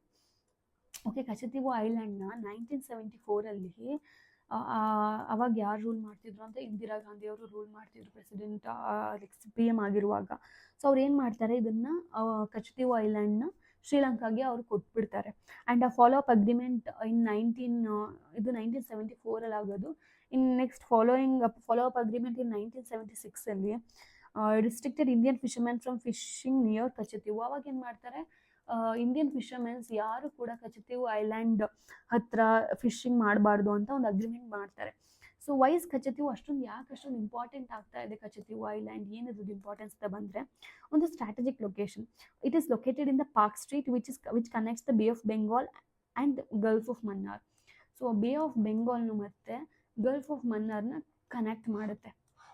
ನೀವು like ಅಟ್ಲಾಸಲ್ಲಿ ನೋಡ್ಬೋದು ಬೇ of Bengal ಆ ಸೀನು ಕೂಡ ಮತ್ತು Gulf of ಮನ್ನಾರ್ನ ಕೂಡ connect ಮಾಡ್ತಾ. ಅದರಿಂದ ಇದಕ್ಕೆ ತುಂಬ ಸ್ಟ್ರಾಟಜಿಕ್ ಇಂಪಾರ್ಟೆನ್ಸ್ ಇದೆ.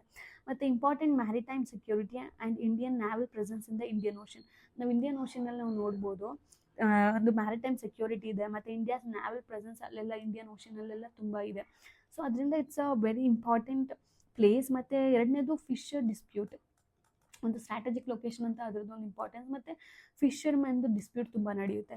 ನೀವು ಎಷ್ಟೊಂದು ಸಲ ನ್ಯೂಸಲ್ಲಿ ಕೇಳಿರ್ತೀರ, ತಮಿಳ್ನಾಡು ಫಿಶರ್ಮೆನ್ನು ಎಷ್ಟೊಂದು ಜನ ಶ್ರೀಲಂಕಾಗೆ ಹೋಗ್ಬಿಡ್ತಾರೆ, ಅವ್ರು ಅರೆಸ್ಟ್ ಮಾಡಿದ್ದಾರೆ, ಆ ಥರ ಎಲ್ಲ ನ್ಯೂಸಸ್ ಕೇಳ್ತೀರ. ಅದೇ ತರಹ Tamil Nadu fishermen consider Katchatheevu as their traditional fishing ground ಅಂತಂದರೆ ಆಗಿನ ಕಾಲದಿಂದನೂ ಕೂಡ ತಮಿಳ್ನಾಡು ಫಿಶರ್ಮೆನ್ಸ್ ಅಲ್ಲಿ ಹೋಗಿ ಫಿಶಿಂಗ್ ಮಾಡಿ they believe that it's there ground ಅಂತ ಅವರು ನಂಬ್ತಾರೆ. ಹಾಗೆ ಏನು ಮಾಡ್ತಾರೆ, Sri Lankan authorities frequently arrest Indian fishermen for entering Sri Lankan waters.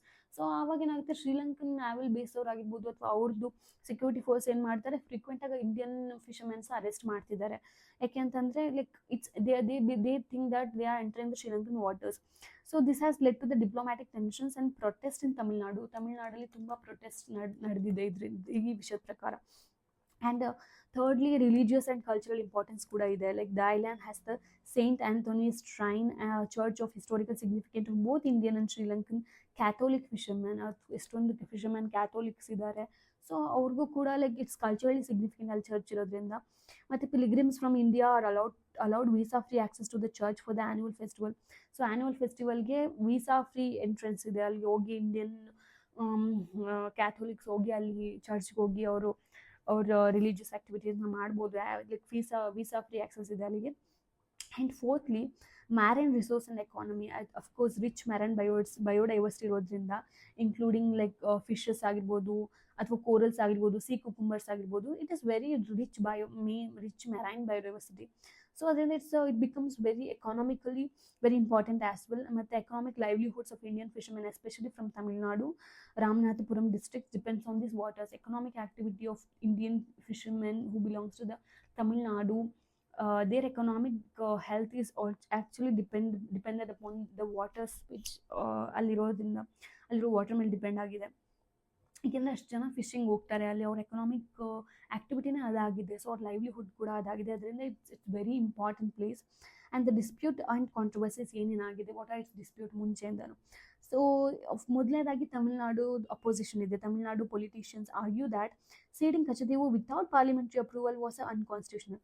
ಅಂತಂದರೆ ಯಾವುದೇ ರೀತಿ ಪಾರ್ಲಿಮೆಂಟ್ರಿ ಅಪ್ರೂವಲ್ ಇಲ್ಲದೇ ಹೇಗೆ ಕಚತೀವು ಐಲ್ಯಾಂಡ್ನ ಶ್ರೀಲಂಕಾಗೆ ಬಿಟ್ಕೊಟ್ರಿ ಅನ್ನೋದು ತಮಿಳ್ನಾಡು ಪೊಲಿಟಿಷಿಯನ್ಸ್ನ ಒಂದು ಆರ್ಗ್ಯುಮೆಂಟ್ ಆಯಿತಾ. ಮತ್ತು they demand India to reclaim the island or renegotiate fishing rights. ಅಂತಂದರೆ ಅವರ ಡಿಬೇಟ್ ಏನಪ್ಪ ಅಂತಂದರೆ, ಮತ್ತೆ ರೀನೆಗೋಷಿಯೇಟ್ ಮಾಡಿ ಶ್ರೀಲಂಕನ್ ಪೊಲಿಟಿಷಿಯನ್ಸ್ ಜೊತೆ ಅಥವಾ ಗೌರ್ಮೆಂಟ್ ಜೊತೆ ಮತ್ತೆ ರೀನೆಗೋಷಿಯೇಟ್ ಮಾಡಿ ಫಿಶಿಂಗ್ ರೈಟ್ಸ್ನ ಅವ್ರಿಗೆ ತಂದುಕೊಡಿ, ಆ ಐಲ್ಯಾಂಡ್ನ ಮತ್ತೆ ರೀಕ್ಲೇಮ್ ಮಾಡಿ ಅನ್ನೋದೇ ತಮಿಳ್ನಾಡು ಪೊಲಿಟಿಷಿಯನ್ಸ್ನ ಆರ್ಗ್ಯುಮೆಂಟ್. ಮತ್ತು ಇನ್ನೊಂದು ಲೀಗಲ್ ಚಾಲೆಂಜಸ್ ಕೂಡ ಇದೆ. ಮತ್ತು several petitions have been just filed in the Indian Supreme Court challenging the 1974 agreement. 1974 ಅಗ್ರಿಮೆಂಟ್ಗೆ ಎಗೇನ್ಸ್ಟ್ ಆಗಿ ಎಷ್ಟೊಂದು ಪಿಟಿಷನ್ಸ್ನ ಮಾಡಿದ್ದಾರೆ ಅಂತಂದರೆ, ಲೈಕ್ ಕಚತೀವು ಐಲ್ಯಾಂಡ್ನ ಅವ್ರಿಗೆ ಲೈಕ್ ಅವ್ರನ್ನ ಅವ್ರು ಕೊಟ್ಟಿರೋದನ್ನು ಇವರು ಅದ್ರ ಎಗೇನ್ಸ್ಟ್ ಪಿಟಿಷನ್ನ ಫೈಲ್ ಮಾಡಿದ್ದಾರೆ.